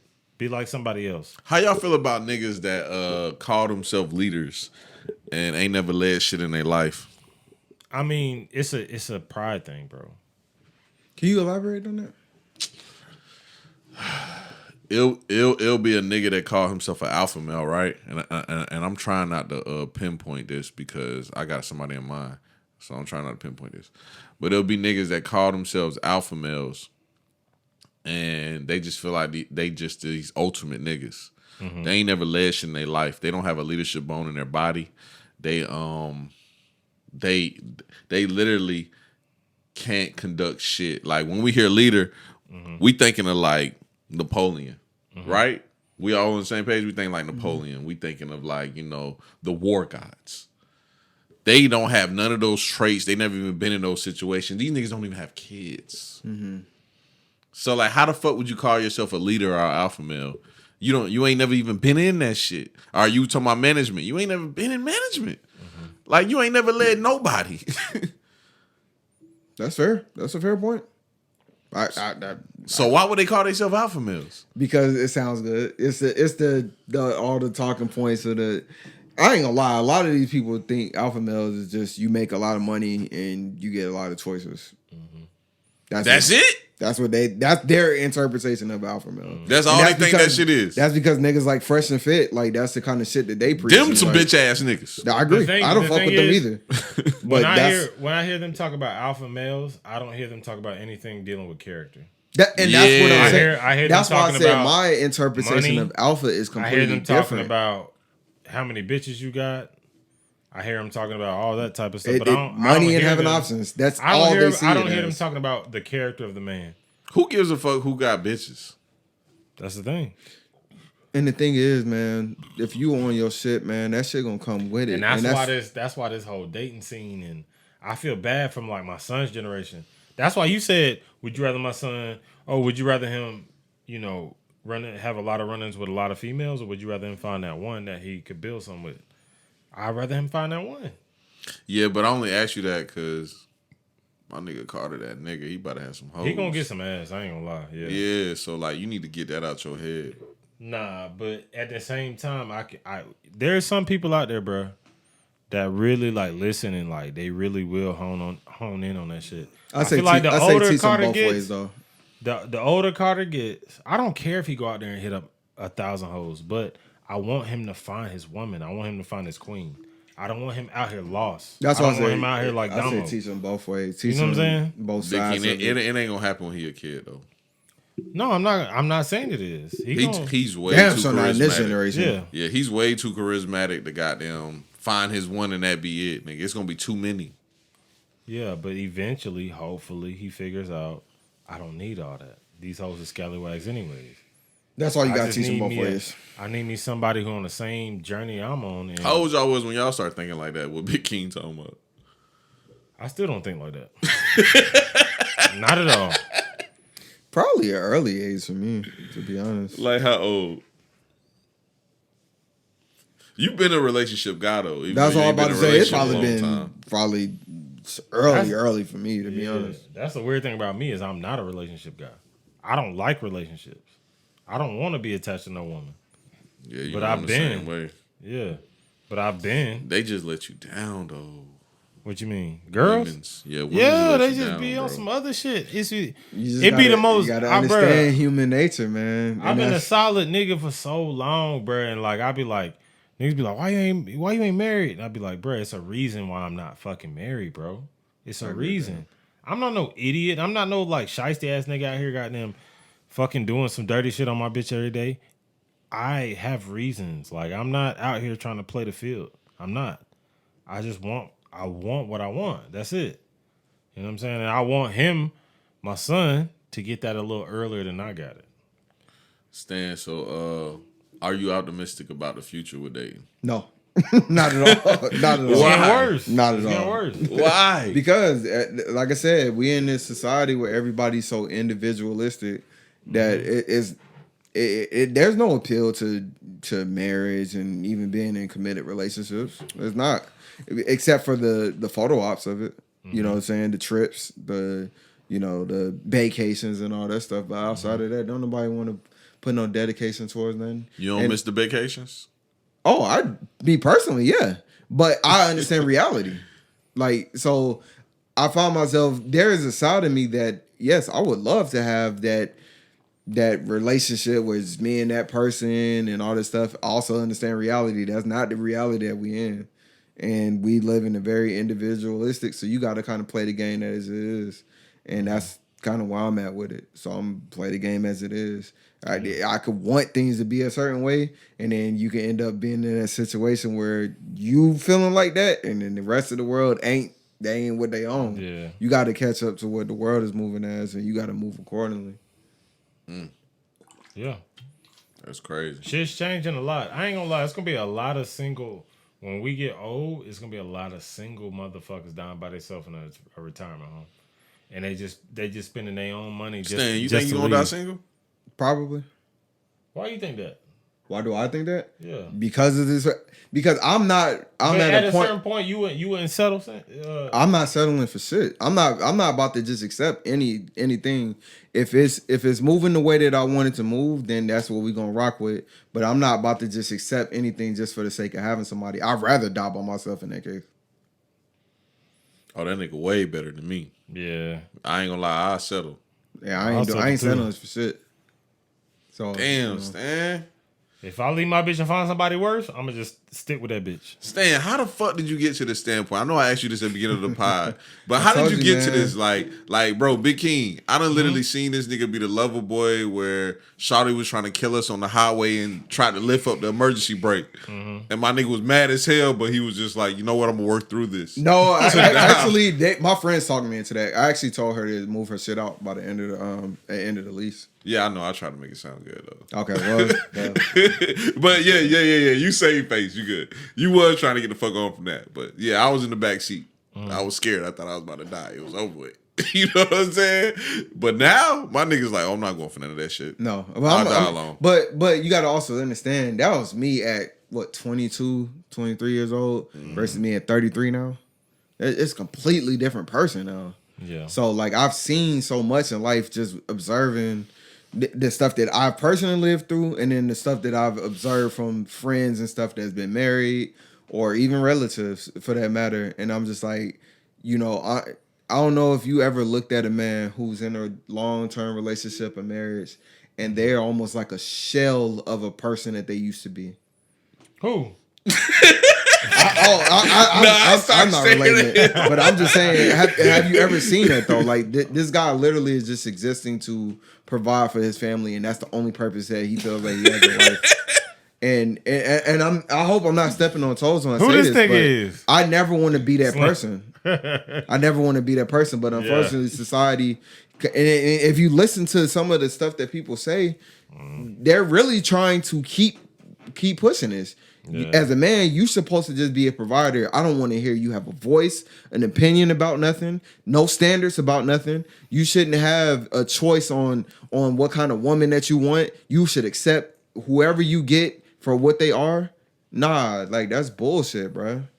If I'm in a committed relationship, everything's going fine. You know, but I'm paying all the bills and shawty doesn't really want much out of life. Do you think I should have side bitches? See, dude. Now that's one thing that I haven't changed on. I am still big on the monogamous relationship. Yeah, so I'm still big on that. I just ain't about to just do that with just anybody. That's where the difference is at. You should allow me to go out and get my rocks off at least every other week. You fucking with polygamy though? He said so. It depends. It depends. Yeah. I actually have. See, I have. He said he's not giving that to anybody. I have a multitude of different ways. So if I wanted to go into a relationship with somebody where, if we were clear from Jump Street and we're not about to just do this whole let's get married and be with each other thing, we have our own shit going on. I'm cool with that too. I remember me, you, and I can't remember old buddy working with. Yeah, I was talking about it then. I'm cool with that too. So it's just really just a conversation that needs to be had. I don't really like the deception and the lies. Like if we just be straight up, like, hey, you got some other niggas that you fuck with, and I got other chicks I fuck with, and that's just what we do. Then that's what we do. So I'm cool with that too. So it really depends. It got to just be a conversation. How you feel about polygamy, Big King? I feel like I should be able to hit any bitch I want to hit. That's what I feel like. Let's get some more context here. What you mean? So you feel like you should be able to hit any bitch you want to hit. Do you feel like the woman that you with should be able to have sex with who she wants to have sex with if she's bringing everything to the table? No. Oh, if she's bringing everything to the table? Mm-hmm. Nah, we just gonna fuck each other. So if you're the provider, you feel like you should be able to get some ass. I should be able to go out and hit anything I want to hit. I can't sit here and disagree with you. That's what I'm saying. I deserve. I know you disagree. But that's why I asked earlier: are you cool with having equal partnership and equal responsibility? Because then that's why I said it's a double-edged sword. Mm-hmm. If you feel that way, they're going to feel like, oh well, shit. If I'm on equal level as you, then I should be able to move. So here's my ultimate question.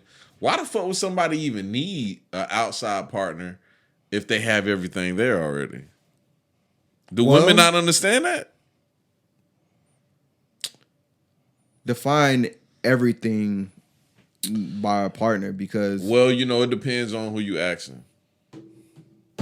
See that, but that's where the problem comes in with a lot of relationships because people feel like they're settling because their partner doesn't have everything. And the idea of having everything is a fucked up mentality because you're not going to have everything. And that's why a lot of relationships are fucked up because people are seeing stuff that's outside of their relationship that they don't have in their relationship. And they could have 80% of everything else, but they see that 20% outside and now they feel like they're lacking or they're owed something or they're, you know what I'm saying? And then it's like, well, I'm going to step out because I'm this inflated view of myself and I'm not getting 100% of what I feel like I deserve. You know what's funny? Today, I thought that I needed another girlfriend because I literally had breakfast by myself and I jacked off. And I said, I should be able to have a girlfriend since one doesn't want to be with me where I can have sex and have breakfast together. And when I get done working tonight, I might want to go to the beach tomorrow. Can I have a bitch I can go to the beach with? I'm tired of going to the beach with scallywags. I've been doing that shit all my life. I want to have somebody I like so we can have raw sex and kiss in the mouth on the beach. Gay! Yeah, no, for real, nigga. Nah, but I ain't gonna lie. I need me a side piece, man. Y'all holla at the nigga, bro. For real, bro. I got good money. I'll pay for your goddamn little phone bill. This your resume? Your phone bill? That's it? That's all you got? Phone bill? I ain't paying none extra shit. Nah. Nigga, you can't pay a bitch rent? I buy groceries. That's not flying. I'm not paying no rent. I got my own rent. So just phone bill. That's it. Phone bill, groceries. That's it. That's not about to fly in this society. I'll tell you that now. So if I pay for a bitch phone bill and her groceries, she ain't gonna fuck with a nigga? Nah. She might low key feel like you owe her that. Yeah. To be honest with you, she owe you that just on some like I come to hit every once in a while shit. Yeah, bro, you got that shit, bro. You got to pay the car note at least. You gonna pay the car note? That shit ain't $300. Not in this society, bro. I wish she ain't getting no groceries. All right. Why you big on the groceries? Why you need groceries so much? Man, because people got to eat, man. They got to survive. I'm trying to make a bitch survive. You need communication and you need food. Hey, Big King, I'm gonna keep the boat with you. People don't eat how you eat. What you mean? You eat at home every day. Yeah. Most Americans eat out every day. That's weird to me, though. Yeah, See what I'm saying? I you agree don't with get it. because I meal prep and stuff too. But I definitely, but Slim is right though. And So how you view groceries is not how people view groceries. No, not at all. And to take it a step further, especially depending on what city you in, bro. I feel they're like eating out every day is hundreds of dollars of eating. My manager said that to me the other day. She was like, I be caught in between you act like a little kid and you also act like an old ass man at the same time. I'll be like, that's a great understanding of you. Yeah. She read you pretty well. Yeah, I was like, damn. I'm not that far off from that, to be honest. Yeah, I'm kind of the same way. Nah, you're not that same way. You don't think so? You only feel like you that way because you fuck with the anime, which he does too. You fuck with the anime, gaming and stuff. Like that, gaming. Yeah. But you like a super gamer. This nigga, he not really a gamer. Like he fuck with the game and shit. Mm-hmm. What'd you think about the? Before we get out of here, because I know you're gonna try to rush us off now that we talking about this. How you feel about the Thor coming out, the Thor: Love and Thunder? Yeah, I'm ready for it. I'm gonna be honest. Marvel has been kind of they might have been oversaturating a little bit, and it's kind of getting to a point where it's not as exciting to see new Marvel content. Exactly. So I'm excited for Thor because I do like Thor. But I will say, Doctor Strange, I fuck with Doctor Strange. But some of the shows, did you watch the new Doctor Strange that came out? Mm-hmm. Yeah. Yeah, I fucked with that. Yeah. But like, how was it? Scale 1 to 10. Everybody said it was trash. No, it's not trash. I ain't see it. It was like a 7.5, 8 to me. That Spider-Man was fire. When Katie was watching that Spider-Man. Listen, first of all, I'm a Spider. The same way I'm with Kendrick with rap, I'm with Spider-Man with Marvel. So that Spider-Man you can't tell me nothing wrong about Spider-Man. But that was like one of the best Marvel movies in my opinion. So yeah. But like some of the shows, like the Captain America, some of those shows is They had a Hawkeye show. Yeah, Hawkeye. Yeah. What about the Moon Knight show? You watched that one? Moon Knight, the last 2 episodes was good. I ain't even finished. The first couple, I was like, bro, this. I watched the first 3 episodes. So since you said the last 2 was good, I gotta watch it. Then. The last 2 were good, but before that, I was like, bro, I ain't even gonna finish the season. Oh, this nigga Stan is the nerd. Yes, I'm with him though, because bro, this shit we grew up on. This our generation type shit. I'm a nerd too, but Stan, he one of the people that got me beat. I take shit to the next level when it comes to everything, music, shows, everything. My nigga TJ, he got a cousin. He stayed at the Battery. You know where the Battery is, right? Mm-hmm. Bro, you gotta come up there, bro. He got a cousin that got you beat.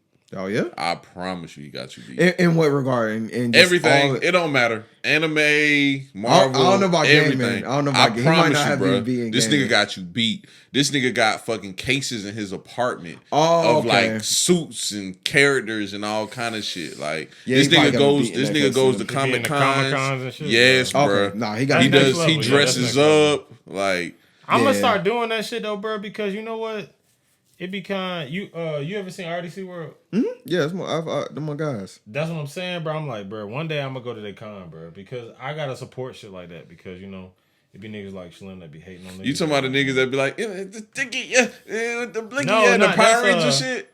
That's the other nigga. They be doing the LeBron in the locker room after. Yeah, that's the same niggas. The shit your son be dancing to. That was King Vader in them. That's another YouTuber. Yeah. That's another YouTuber. Okay, the weird looking nigga. Yeah, okay. But at the end of the day, with a funny shaped head. Yeah, but at the end of the day, I feel like I gotta support that type shit because I ain't grew up with that type shit. Mm-hmm. And every nigga was hiding that they watched anime when I grew up, or they was hiding that they read comics or play video games, type shit like that. And I feel like they really pushing that shit to the forefront because really we was all into that shit. We just acted like we wasn't. I was fucking with the comics growing up, but y'all niggas just took it to the next level in high school. Nah, we just talked about this shit in public. That's all. You think that's what it was? That's really all it was. You want to know what's interesting? The comics and stuff, I didn't really actually get back into that stuff until after. Yeah. In high school, I was trying to be a cool nigga, so I wasn't really paying attention. Yeah, really. That's something weird, too, when we was trying to be cool niggas. Mm-hmm. That shit lame as hell. That's lamer than being lame. Trying to be cool. I actually agree. I agree. Yeah. Like nowadays, it's like I just told my nigga I got a friend. He told me never say his name on my pod, but his name is Benny Hunter. And he's a cool nigga. You know what I'm saying? He's a street rapper. You know, he does all the cool shit. And I told him, I kept it a buck with him because he think I'm a lame ass old nigga and be talking about hoes that I fucked before. Like they just the best bitches in the world. And I had to tell him, hey boy, I been you. Like I fucked them stupid assholes before. Yeah. Like I used to post my little gun. But can you remember when I used to get my new little gun? And I couldn't wait to show y'all niggas I got my new little gun. Yeah. You know what I'm saying? I been that nigga. I been the nigga. I just put some goddamn foes on my car and can't wait to pull up to the club. Like I already did that stupid ass shit. And you know what it brought? A whole bunch of hate, a whole bunch of niggas want to kill me, a whole bunch of dumb ass shit, nigga. And I'm not acting like I'm no street nigga because I'm not a street nigga. Right. But that's just what it is. That's what come with that shit. So I don't know why niggas be wanting to be the cool nigga. Like, trying to be the cool nigga is lame.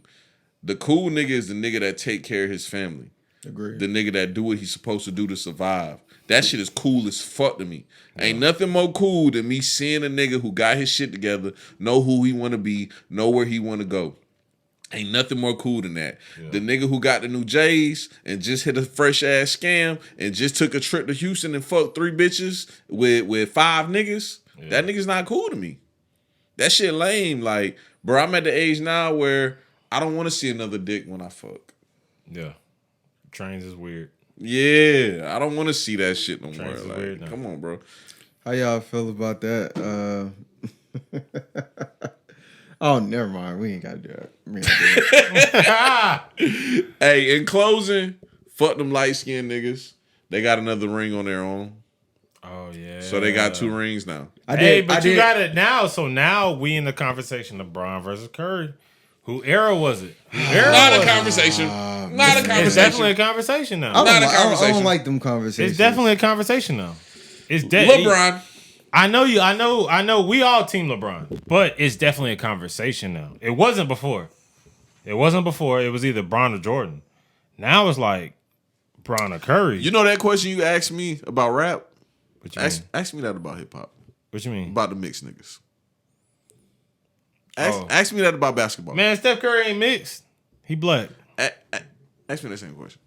What? About the mixed niggas in the NBA. Ask me that question. I don't even know what I asked you. Do we respect mixed niggas? You said in hip hop. Oh yeah. Ask me about it in the NBA. Go ahead. Do you respect mixed niggas in NBA? I'm glad you fucking asked.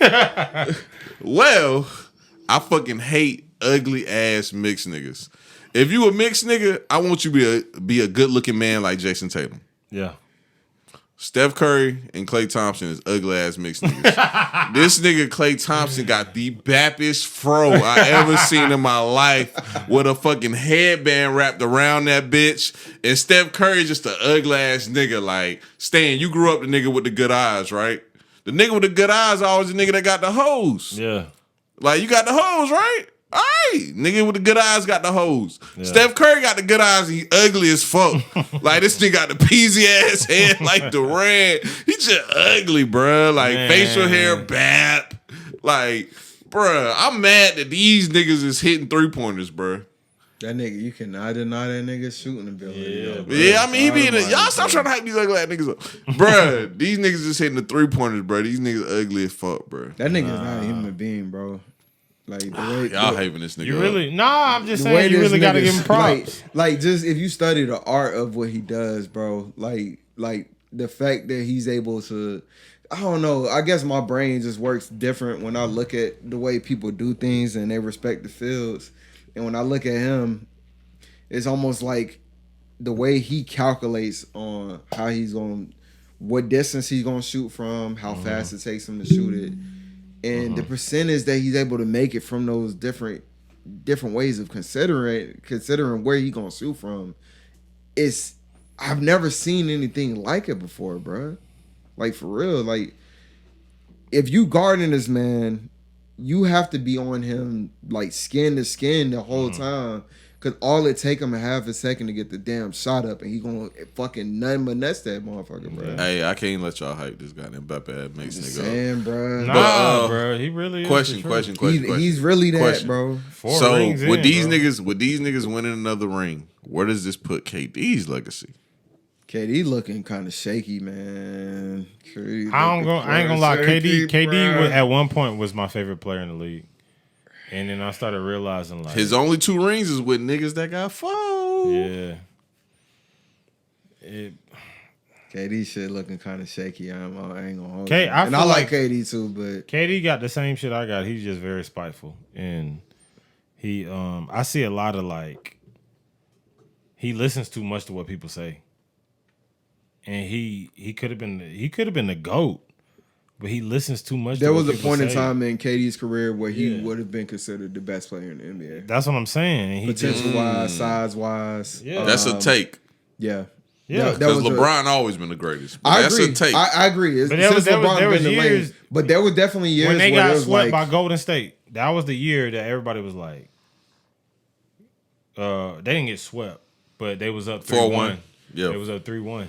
Oh, you talking about the Warriors and Yeah. because and the I've Thunder? never they personally came put back. him over LeBron. LeBron has a size advantage over him, Mm-hmm. and I feel like honestly athleticism. But what KD did have, his shooting ability for their respective size, Yeah. was kind of it was kind of unseen, Mm-hmm. especially at that time when KD really got into the league, when he was really scoring the way he was scoring. Mm-hmm. Maybe Carmelo probably is another person you can compare to that. Mm-hmm. But even then, it wasn't as consistent. Hey, that boy want to ring bad, don't he? Just like Big King Girl.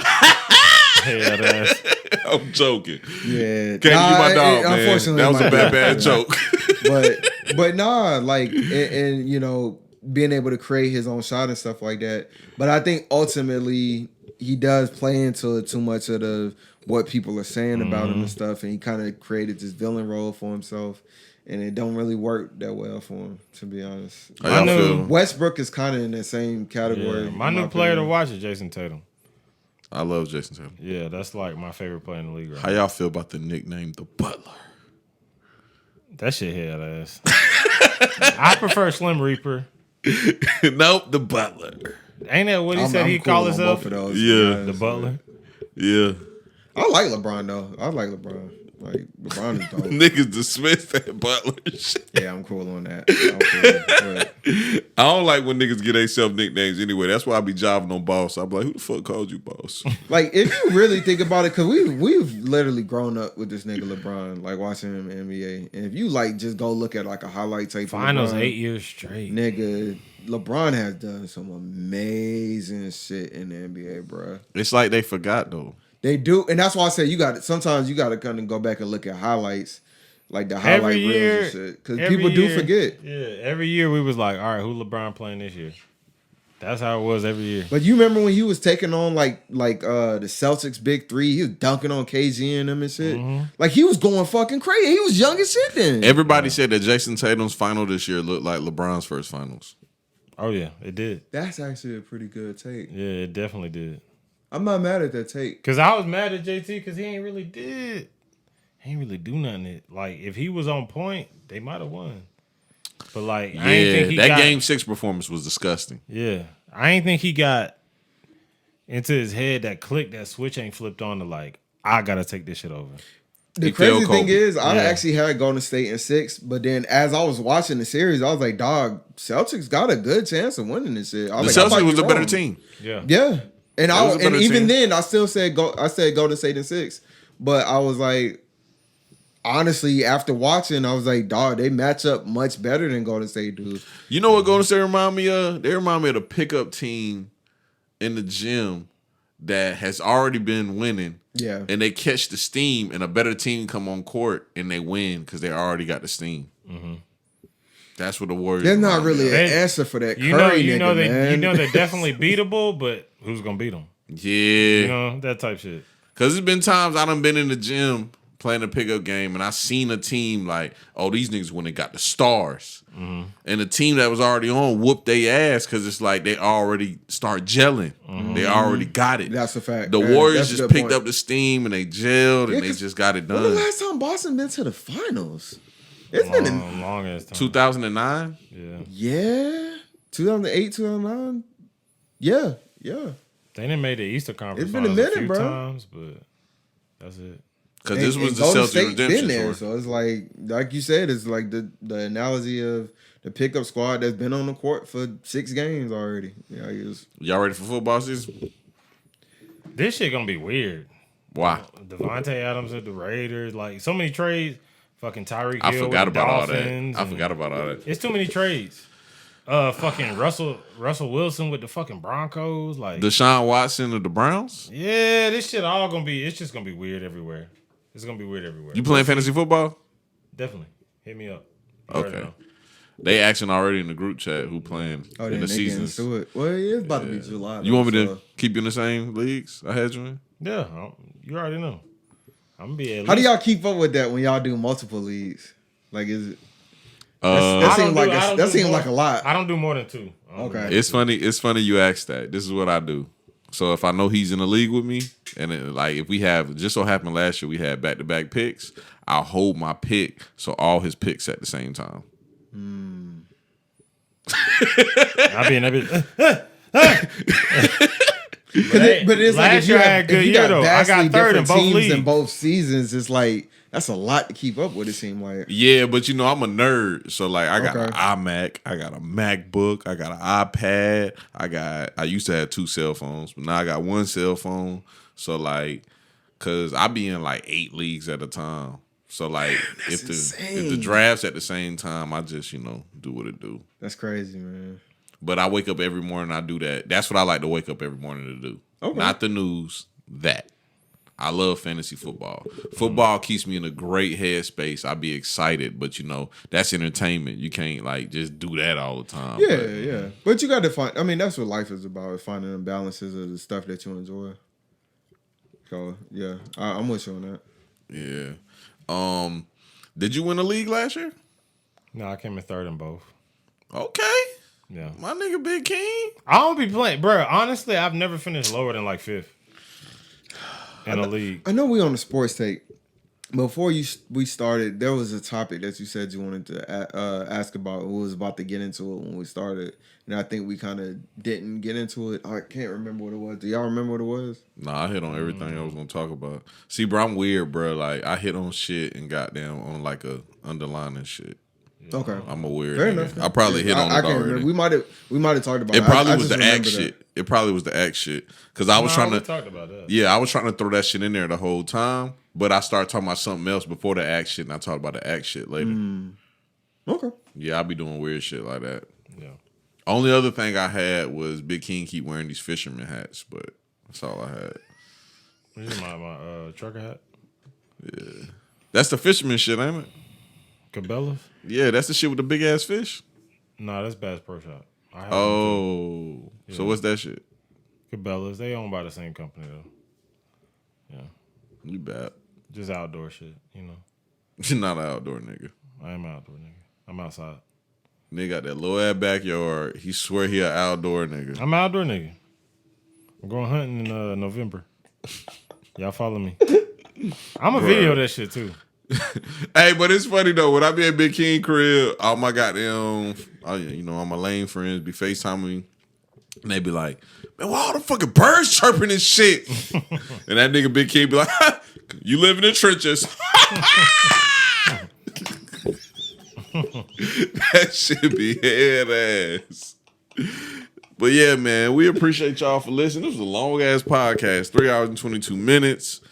I ain't gonna lie, I gotta go shoot a proposal. I gotta find a way to do this shit on the low. Put some regular clothes on. Yeah, somebody's about to propose to their wife. They booked me to get a little video recordings. That's what's up. Take some pictures. I done did it before, but I don't know how I'm gonna do this one because it's like a party.